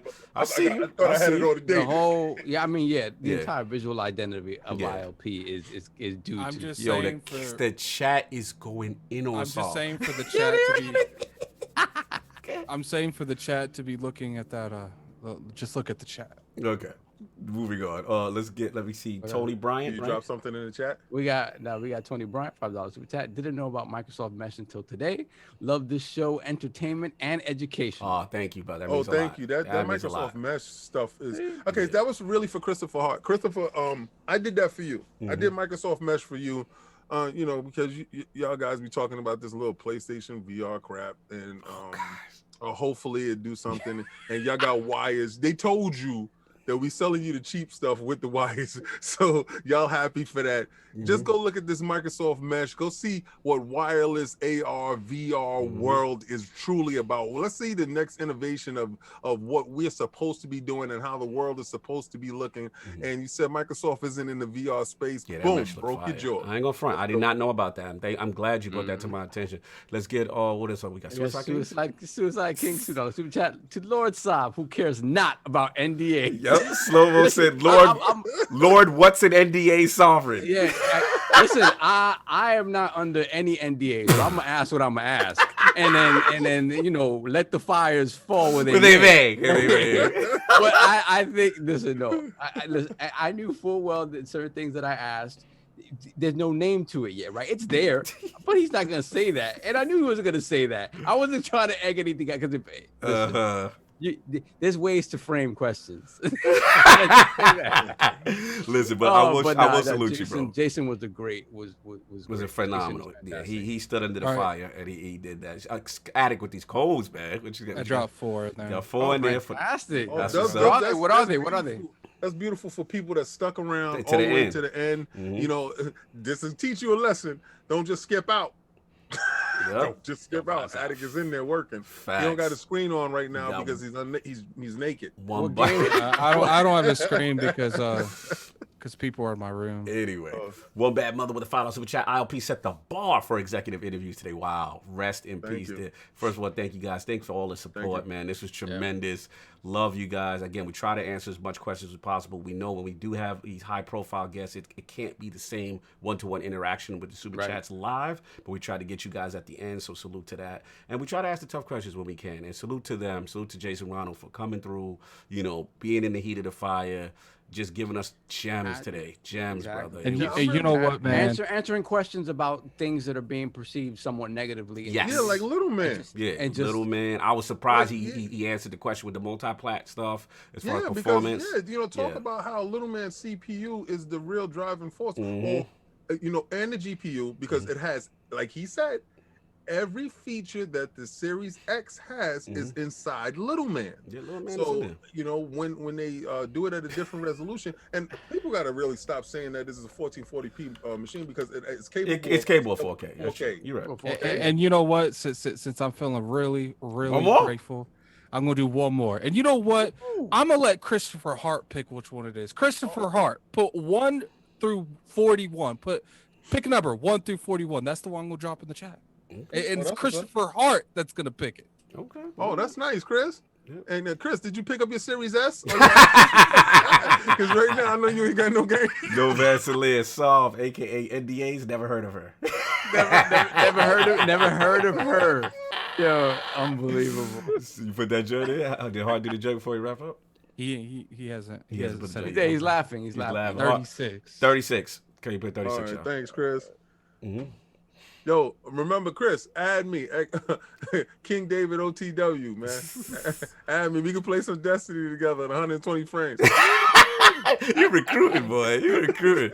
Deus Ex Mankind Divided. Listen, if you have a Cyberpunk, that's the collector's that's the deluxe edition. Get that. If you have a Cyberpunk, I'm not putting another one in, man. I'm not putting another one. That's it. Yo, That's thank it. you guys for rocking out with us. We're about to Share it get out up with out of here, share it everybody. out, hit the like button, all that good stuff. It was great to see you guys again. Thank you for all the support and love for, you know what I'm saying, our brother Dizzy as well. He would have been proud and smiling because this is what he would have wanted us to continue the legacy, provide some therapy to the realm, escape from real life, just have some fun, talk games, and the good stuff. So that's all I got. Anything you guys got before we roll out of here? Nah, love you guys. Episode 200 next Sunday. We got a special guest for you guys. Special guest. 200. Hopefully it's not Hogan. I ain't got to bend no knee. Episode 200. Stay I keep forgetting. tuned. Sometimes King isn't up to date on the guests. So we'll No, tell you I'm after never the- up to date. No, on it. you're gonna have to remind me as well. So don't Oh, worry it's a about big that. one. Yeah, it's a Yeah, I big one. find out Look. on a Wednesday. I'd be like, oh, who we got? Oh, You know what he Scribe. usually finds out when we're in a party, and I'm like, okay, he's confirmed. Oh, he's coming on. Yeah, so No, check it I'm out. I'm down for everything. You already know. No that. doubt. Everybody enjoy your Sunday. We out of here. Peace. Woo-wee.